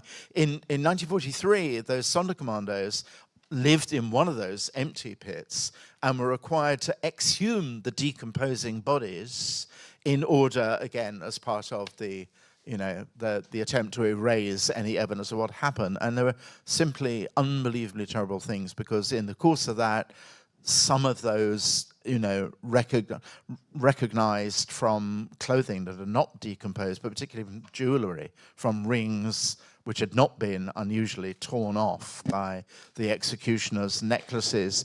One poor man found the remains of his wife from a necklace he'd given her on their wedding day. And there were just, we had this debate about whether or not, how much we could say. Zalman Grabowski, the Sonderkommando at Auschwitz, who was part of the insurrection in the autumn of 1944, said, what is disrespectful to the dead? To actually go nowhere near the detailed physical atrocity, or to go very close up to it. And he, of course, decides he will take people very close up to it, which is the decision which we made. I just wanted to add a note that it's very good that it's screening on PBS, which is public television in the United States, only also as a corrective to the Ken Burns film, The U.S. and the Holocaust, which was thought in many ways to have kind of sanitized the story and really not gone close enough. Yeah. Yeah, thank you. Well, I haven't thought of that as, a corrective, but you're right in a way. I think one of the most appalling phenomena lately has been the utterly egregious sentimentalization of the Holocaust for children. The boy in striped pajamas is a monstrous thing to sort of make the Holocaust feel good. It's an extreme version of the sanctification of, the de-Judaizing of Anne Frank. I think we may have time for one more question, but it'll only be one final question. I think we have the man here in orange.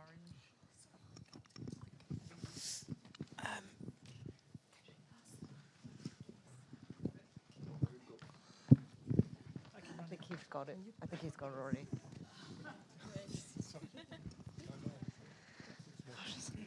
Sorry, it took a long time to get to me.